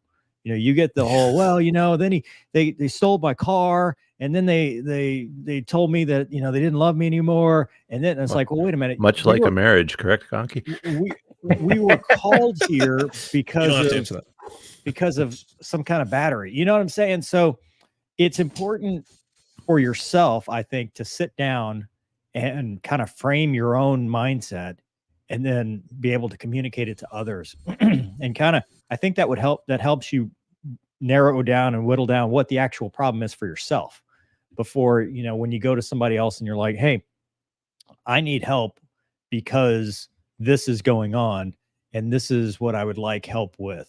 It's very simple, but sometimes we make it more complicated than it needs to be. Yeah, true. And the same thing goes when you're helping somebody. You need to active listening is important, being able to repeat what they just told you, but also kind of being able to guide someone, especially somebody in crisis, that, hey, let's worry about the nearest alligator to the boat. Let's worry about what is the nearest threat right now. And if that is they're wanting to take their own life, then you as a friend need to grab them physically, don't let go, and be with them until they get to somebody that's a professional that can help them. Because once you let go and once they're out of your sight, all bets are off. Well, the nice thing about communication is you don't have to wait until, you're in dire straits. Like, even if life is going good for you right now, to prevent, things spiraling out of control, as you would say in the future, working on communication, no matter how good or bad your life is, I think is beneficial just across the board. Right. I mean, we're in an age today where people hide behind a keyboard, say things maybe they wouldn't say if you're face to face, right? And it's toxic, right? So, I'll echo what my old skipper said, as much as you can, do it the old fashioned way. Talk to people, right? Really communicate with people. Yeah, I agree. All right. Anything reattacks? We got some comments and then we'll wrap this up. Sorry, Casmo. I know you're an East Coast. You still an East Coast guy? Yeah. North Carolina. Yep. John says on this topic, it's extremely powerful to communicate. I get you. I understand. I see why you feel this way. This kind of empathy disarms us. Daniel J. Siegel. Yep. Thanks, John. Costs nothing to be empathetic. John Bloor, Casmo. We did this one. Damn it! I just read a good one though. It's a real good one. You'll be thinking about it later. They don't. If it doesn't get removed, I just read it anyway. Roberto says, just been watching the old Vietnam rescue stories. The Skyraider guys used to do incredible stuff. Yeah. Thanks, man.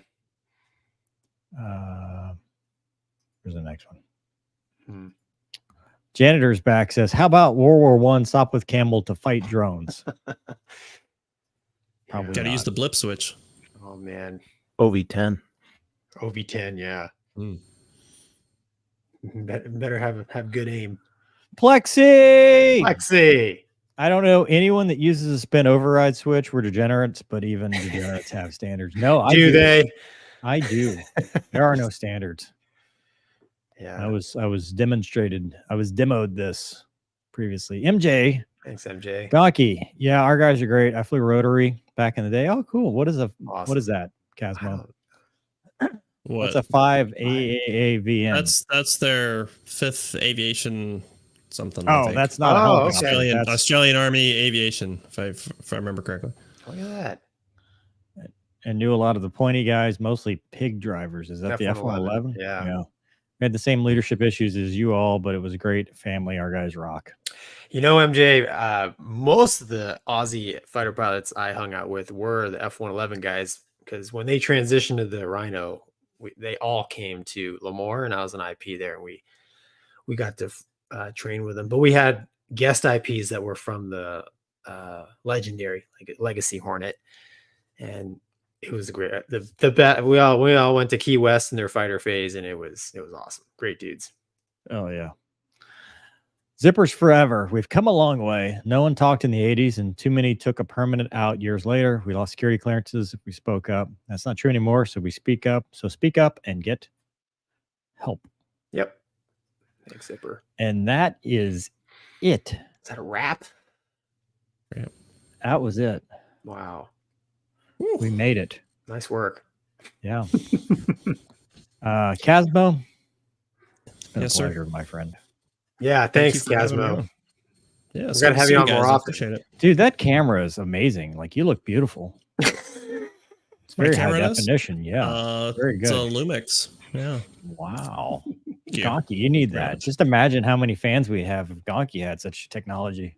Gonky's come a long way, though. Yeah, let's be real right now. Like he's true. We're up here right now. Gonky, yeah. That's true. Come on, man. No, I'm Gonky, happy what to do you come back anytime you guys want me to, though. A lot of fun. Yeah. Appreciate it. Nice. Awesome. What's the story with your stuff?